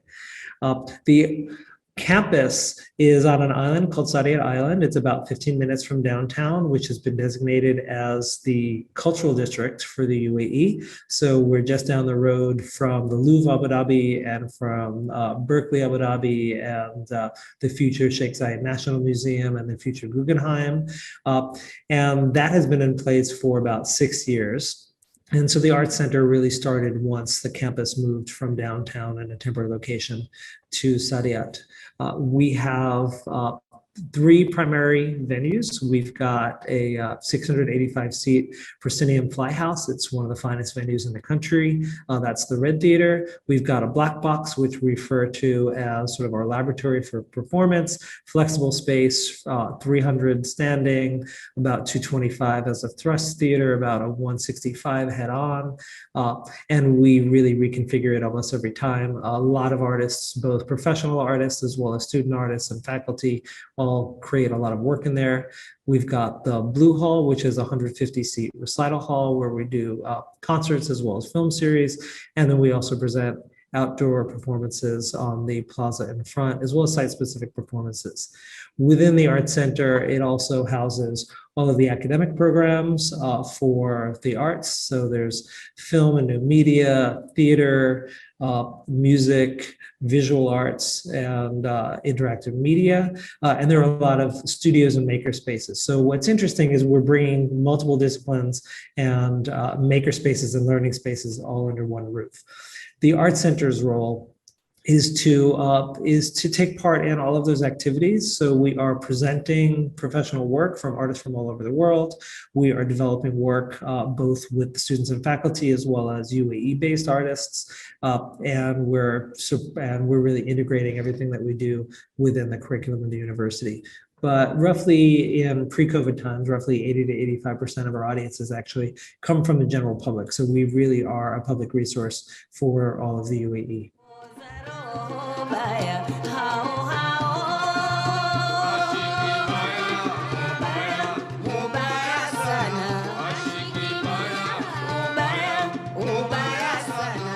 So the question that I always have when putting together our season for the Art Center is, why here? Why is it relevant? How does it connect to the UAE? The UAE is incredibly international. As international as the student body is, the country at large is even more international. There are people here from about 200 different countries. The Emirati national population is somewhere between 12 and 20%, depending on where you're looking. So international content is always really important. And also there are a lot of people here who don't necessarily have a lot of past history with traditional performing arts. And so the question is, why would someone who's never been to a theater play before, why would somebody who's never been to a contemporary dance performance be interested in the work? What conversations is it going to open? And I'm looking both at the conversations that it might open with the city at large, the community at large, as well as how it integrates with conversations that are happening on campus. So a lot of the work is looking at issues of the environment and climate change, or global migration, or gender issues, or sometimes we are looking at formal issues, artists who are kind of pushing art forms forward, and we're looking at that as well, because we are in part also planting seeds to help to contribute to the larger cultural economy of the UAE. We have certain perennial events. Rooftop Rhythms, which is a spoken word open mic, has been going on. It actually existed before we even arrived, but we adopted it and have really helped to grow it, and giving a voice to local artists, both who are hitting the stage for the first time, as well as people who are quite accomplished published authors. We've got the Barsakh Festival, which would be recognized as a quote unquote world music festival, as problematic as that phrase can be. We have Hikaya, which is a National Day event that celebrates history and tradition for UAE National Day, but it is also designed to represent the transnational nature of the UAE. And that happens every year, right at the end of November, beginning December, primarily poetry and spoken word, as well as some music. And then lots of programs that really run the gamut of disciplines with a personal interest. For me, is hybrid work that is not easily categorized, that might be music with a directed video. It might be a durational performance in a human-sized aquarium with 12 tons of water, used as a way to open up a conversation about global warming and rising water levels. Might be site-specific dance, but we're really often looking at artists who are mixing disciplines and mixing cultural traditions.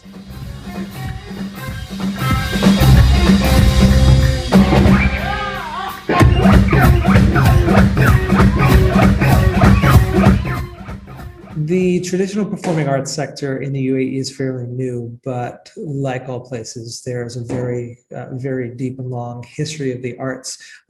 In terms of performance traditions, the most valued tradition is poetry, and there's a traditional Bedouin form of poetry called Nabati, which is really valued. Because poetry is so important, that's one of the reasons why Rooftop Rhythms, the spoken word open mic, was created. Although it is in more of a Western slam poetry mode, the idea is really to connect to that tradition, and that is where a lot of young Emiratis are actually really kind of engaging in this contemporary performance. It also, of course, the poetic tradition really leads to theater, and we're doing a lot of work now to commission work by theater artists who might have their roots in poetry and spoken word. On the musical side, in addition to the Bedouin desert traditions, there's a long history of pearl diving music. All the expeditions that would go out to dive for pearls, the tradition that ended more or less in the late 20s, had a song leader that was an essential part of the expedition.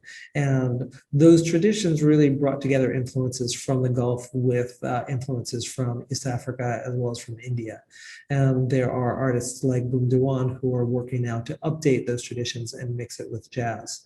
In terms of dance, there are traditional forms like Ayala and Liwa that are brought out at celebrations like weddings, at official government events, and so on. I think the important thing is also, though, being that the local population is only between 12 and 20%, with a population that comes from 200 different countries, all of those different art forms are also the art forms of the UAE. It's a very cosmopolitan place. So whether it's oud music from the Levant, whether it's jazz, whether it's EDM, whether it's Afrobeats, all of those styles are there. There's a contemporary dance scene that's just starting to grow. So really the arts in the UAE are extremely varied.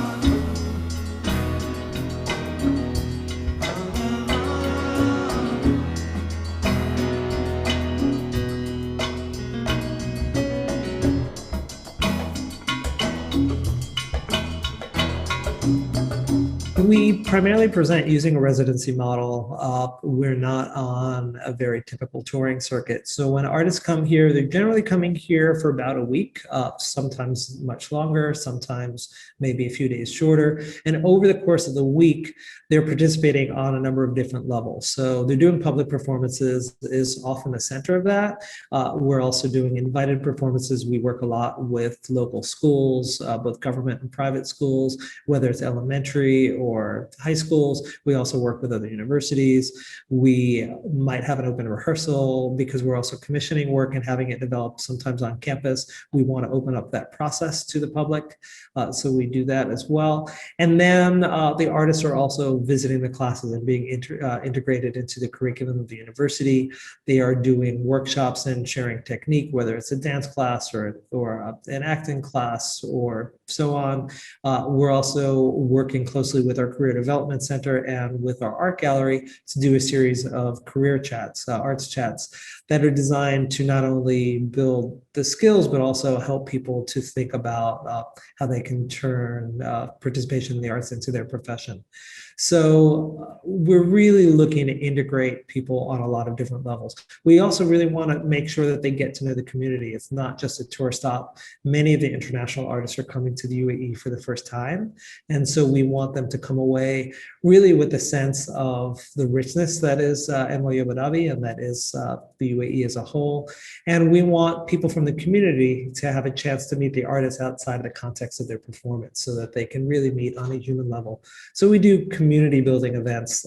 For example, we have a dinner with every single artist who's here where we invite students and faculty and staff, other people from the community, that we curate almost like a dinner salon where we really want to just find some people who can get to know one another with the arts at the center of the conversation.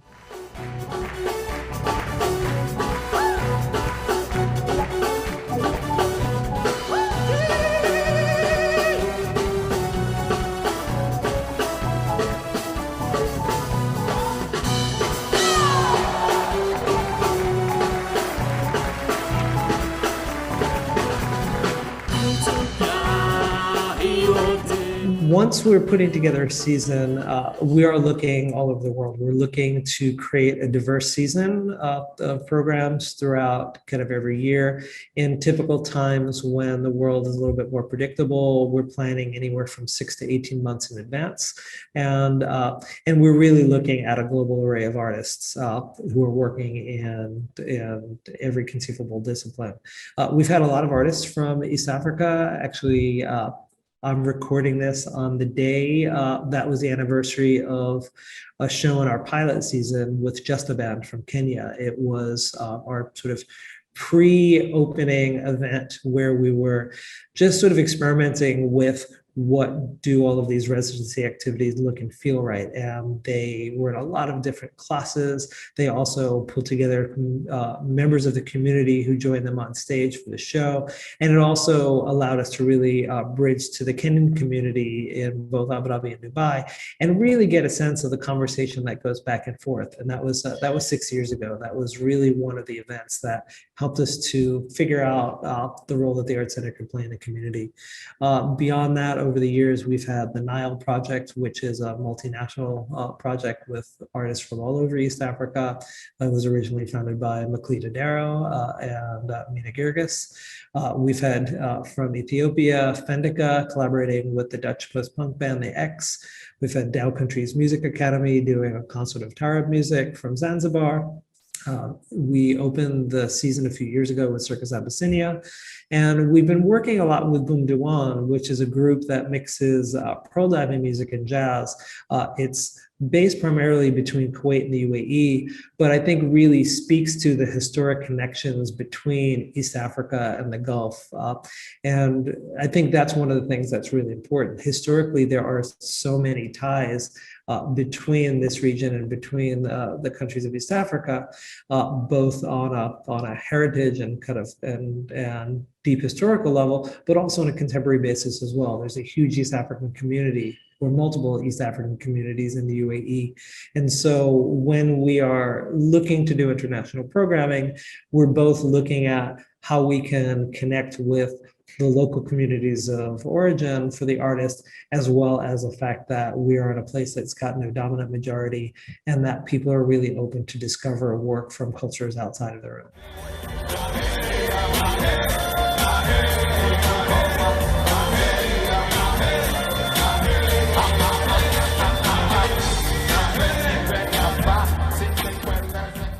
I just want to thank you for inviting me to introduce the work of the Art Center at NYU Abu Dhabi to you.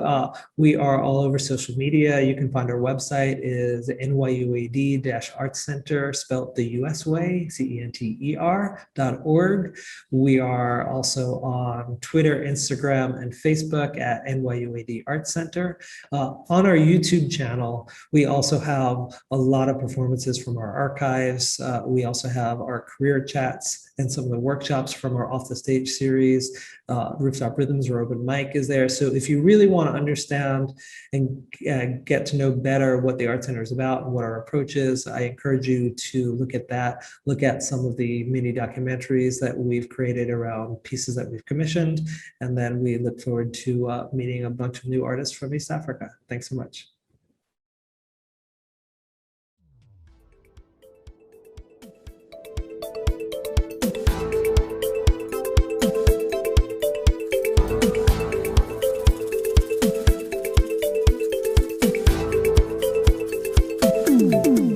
Welcome, ladies and gentlemen, to Doa Doa 2021, the virtual docu-series. As you've heard from the speaker, now we are going to get to know the artist.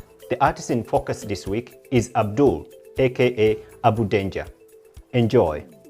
My name is Abdul Chinyenya Muyingo, also known as Abdanger, a movement artist, a creative who happens to be the founder of Batalo East, an arts organization that deals with having young Africans and artists who are aware of their identity and their cultures. Also one of the co-founders of Tabu Flow Dance Company, and one of the dancers and choreographers who has been dancing for about 17 years now.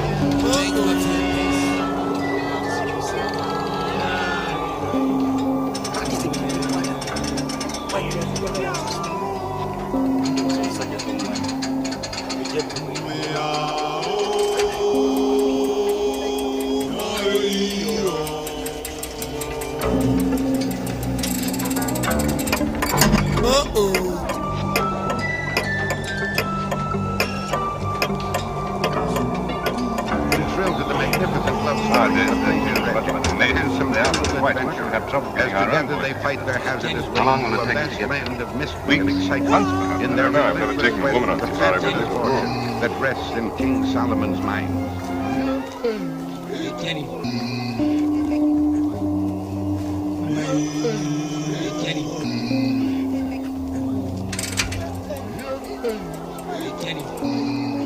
My dance journey has been very interesting because it's a journey that started in sort of a mistake. Because when we were young, we used to have music, dance and drama classes in schools and competitions that were organized by the school's competition, and I happened to be forced to be one of the people that represents one of our houses because I didn't want to do it. I was more into swimming and football. But again, when I went into the dance class, or what was being selected, it so happened that the trainer that selected us really thought that I had a lot of talent, and I didn't really think I did. But when I did, then I ended up meeting some people there. One of my friends called Hakim, who later we started with Tabu Flow and later Breakdance Project Uganda with other people. he had this book that had, his parents were living in the US, that had images of dancers, popping, I remember windmill, and these are things we used to look at. They were just images, but as a young person, these images were stronger because they said something that we wanted to try. We were the people that believed that you can spin on your head.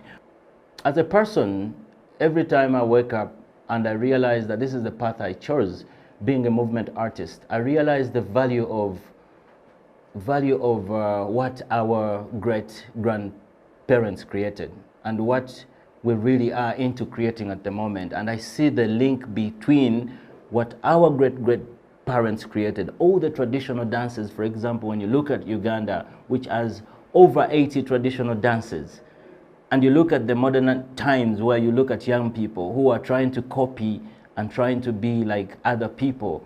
So that missing link really keeps me going as an artist, and it makes me create. And also the idea of using dance to talk about things that really matter in our community. Gone are the days where dance is just about shaking your body and showing off your body. It is about what message can you portray, what story can you tell with your body? Because we all know that movement don't lie, the dance, the body movement don't lie. They tell you the honest truth. And this is what really keeps me going as an artist, as a dancer, and also to be able to inspire young other people who don't believe that dance can be a career. As a person, really, when you go deep into my artistic expression, especially with movement, you realize it has something to do with my experiences. And my experiences are, I've been doing so many traditional dances from Uganda, but I've also been exposed to hip-hop dances, many of the hip-hop dances and break dance. But also, as I grow, I've realized there's a contemporary expression to what we're doing. So the fusion and the mix of those different styles is something that really becomes my expression in terms of dance style. So right now, I can't tell you that I do a specific dance style because I'll be lying to you. What it is an expression, and what my focus is to evoke feeling from the person that is watching me. And for me, that is my style. Right now, I'm working on a lot of environmental related issues, because growing up in a city like Kampala, it's a city that could be really, really beautiful, but it's a city that beyond just the normal, the roads that you see, behind the markets, it's disgusting. And this really puts me in the mood of creativity. How can I use my voice? How can I use my movement to really express feeling, but also to communicate something? And this creative process starts in a way that I look at this situation and I am already thinking about it. Every time I meet somebody, I'm like, what can I do? What is this?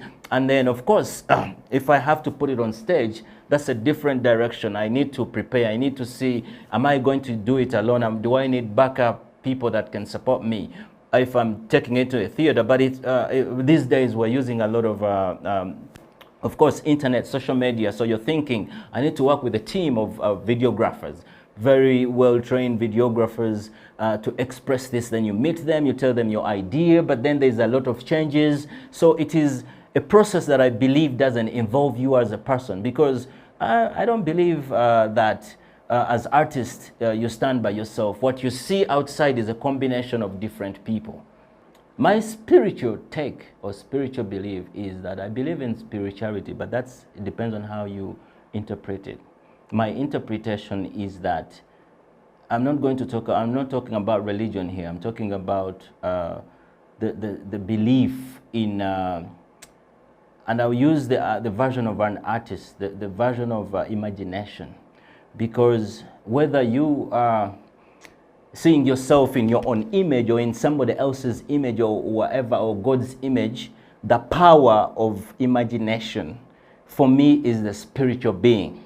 And for me, that is very important, because then that brings creation. So as humans, we have power to create because of the spiritual being that gives us imagination.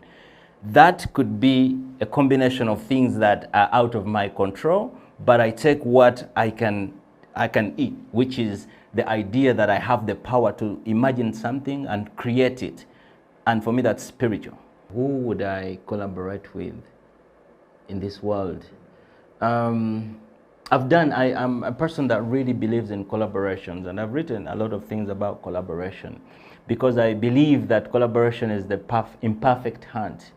It is a process that really can stress you completely, but it's also a process that can be beautiful if the person you're collaborating or the group you're collaborating with is you have the same spirit. Now that you've put me in that spiritual realm. I don't really have a specific person right now that I think about collaborating with, but I'm the person who believes that even outside here I can move out and then meet somebody and I want to collaborate with them. And that's my take. I'm not that kind of person that sees somebody and I imagine this is the person I'm going to collaborate. I need to first find the reason within me. Why would I collaborate? Even if it's whoever. And I'm happy I can always collaborate with even people that are not living right now. In another way, for example, if I decide to collaborate with Michael Jackson in my imagination, I think I have the power to really pick inspiration, because that is also collaboration in a certain way. It doesn't have to be physical. It doesn't have to be in the physical being, but I have to have reason, and that for me, that's the reason that I can find anywhere. I can find a street kid, I can find a superstar. It doesn't really matter. It's just the moment and the reason why.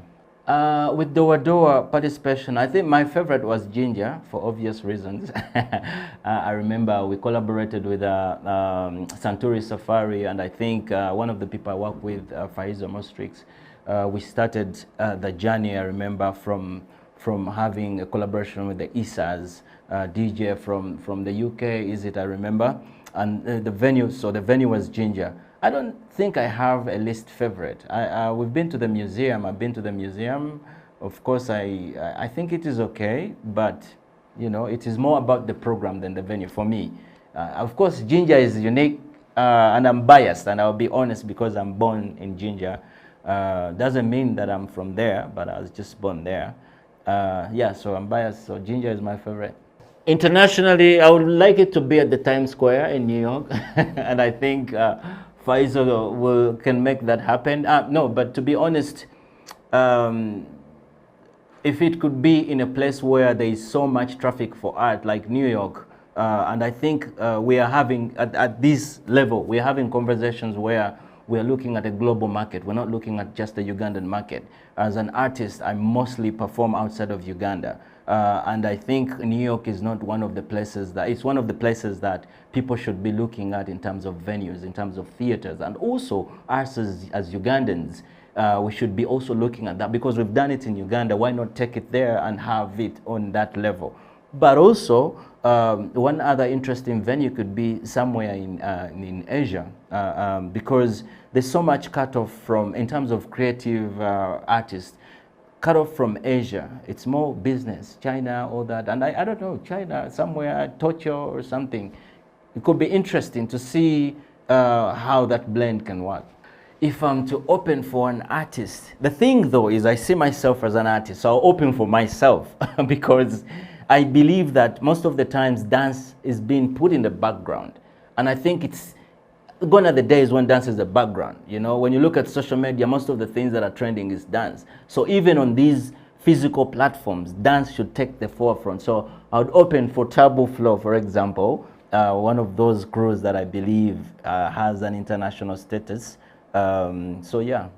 Well, there's so much coming up for Abdul. At the moment, one of the things that is exciting, we're working on a performance that I believe is going to be one of those great performances out of Uganda.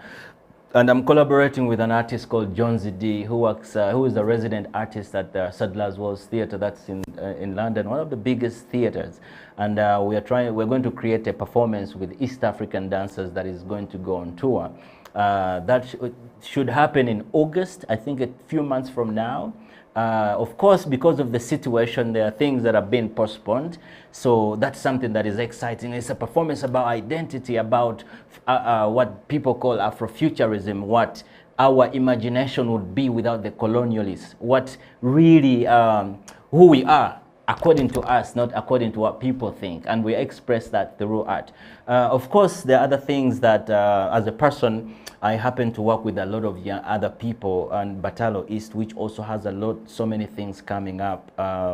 Yeah, so there are so many classes, so many festivals that we're planning. We're not, this situation is not really stopping us. It just gave us a reset button. And to be honest, that reset button was needed because we pressed it and we saw how things are rolling back again. So we are now on to the next 10 years. We've hit the 20 years, now we are on to what's next, the 10 years. Well, right now, where you can find Abdul's work is on social media, and I use Abdul, Abdenja, Chinyenya on all social media platforms, and also through some of the groups' works like the Tabu Flow. You can also check Tabu Flow on all social media platforms. Then, of course, I have a Vimeo account, YouTube account. You can find my works there, and you can hit me up directly, yeah? Ready for collaborations and ready to push to the next. This is Abdul, and you're watching Doa Doa 2021 virtual version. Please subscribe and please share in your networks. Share Ugandan art, share everywhere. Share. Peace out. Thank you so much for joining this week's show, Doa Doa 2021. I hope you had some fun and got some inspiration. If you have any comment, please don't forget to subscribe to our YouTube channel and leave your comment, or our Facebook page, Twitter or Instagram. We'll definitely get back to you. We are very grateful, and until next week, I remain your host, Faizo Kiwewa from Bayimba and the Doa Doa team. Keep it Doa Doa 2021.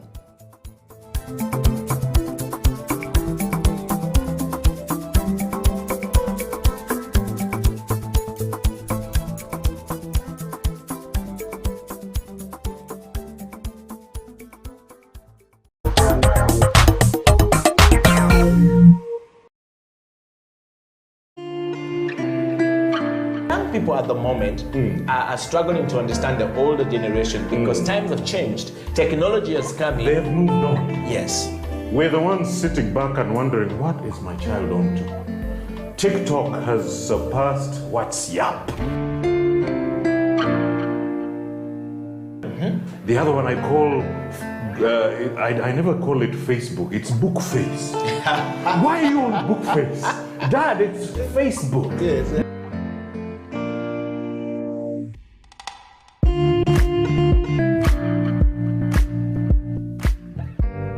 Me, I keep saying, I have a foot amongst the millennials. Yeah. And I understand the traditionalists. Okay. There's a song in the 60s, by the way, and in the 90s, 70s, where they're like, parents don't understand. Yes. Remember Prince? Yes. Prince.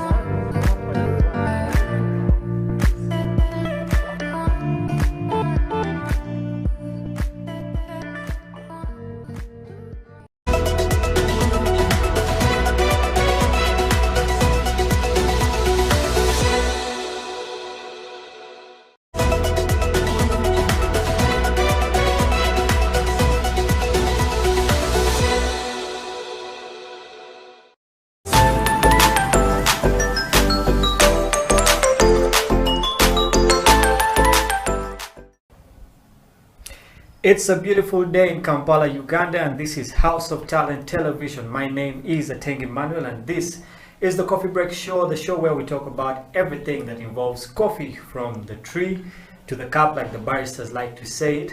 And again, you can catch us on our social media handles at House of Talent Television Uganda. That's on our Facebook, on our Twitter.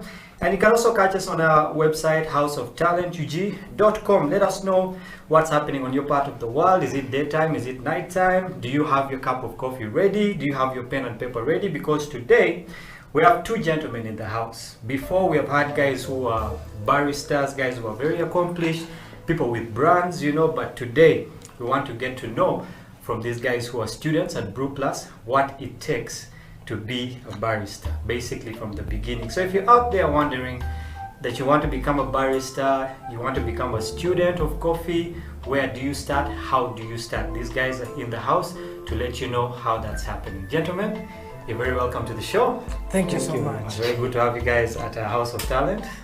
Thank you for honoring our request to come here. To start off the show, okay, we want to know who you guys are. All right. I know part of who you guys are, but you know, there's someone out there seeing you guys for the first time, wondering, okay, who are these good-looking guys? You know, there must be some girls there wondering, who are these good-looking guys seated there? You know, so I just want you guys to introduce yourselves. We'll start off with you, Simon. Who are you, and what do you do? Thank you very much, Emma. My name is Simon Oibi. Yeah. I'm a barrister to be. I think I joined barrister school earlier this year. Yeah.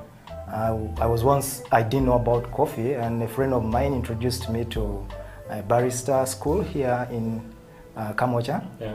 And then that's how I came to join the coffee field. Yeah. It's amazing because I was doing something else very different from coffee. I didn't know about coffee completely. Yeah. I used to see coffee in the garden, Yeah. and I was wondering what coffee was exactly. So a friend of mine said, I've been so much pressurizing me because I wanted to go out there to look for, you know, some money, like any inquisitive man can be. Then he said, no, if you want to go, then I have something else that you can do. Yeah. Maybe if you want to go to the Middle East, so you can earn something a little bit more. Because if you just go as like, so many people go to the Middle East being as carriers and maybe cleaners and so on, and they just kept paying maybe a little bit of just a little money, but he said to me, no, you come, you go and learn barrister, and then maybe you go and you're paid a little bit more. So that's how I came to join a barrister school. Yeah, and up to now we are still learning. I'm still planning on how to, you know, but it's a little bit amazing journey so far. I find it interesting. I find it very interesting. Coffee is a very interesting field. Although people so much don't know about coffee. Yeah. So a lot of people actually don't know about coffee, and it's interesting to hear your journey. Most of the guys I've had on the show actually ended up somewhere in the Middle East. Yeah. You know, somewhere in Dubai, somewhere in Kuwait. So it seems like for Uganda, the place to go as a barrister is in the Middle East. So that's where you want to make your money. And I don't know why we keep going to the Middle East and we grow coffee here. I think that those people definitely don't even grow coffee. But people in Uganda who grow coffee don't know about coffee. And they don't even take coffee. Yes. This is something I've been asking myself severally. I don't know why it is. That is why you're here. Those are some of the things we're going to discuss. You know, welcome to the show. And thank you. Emma, my namesake, please. Okay. My name is Emmanuel Kasinzi, Yeah. and I'm also training to be a barista. Let me first take you behind before I joined the barista school. Yeah. I was doing a diploma in culinary arts.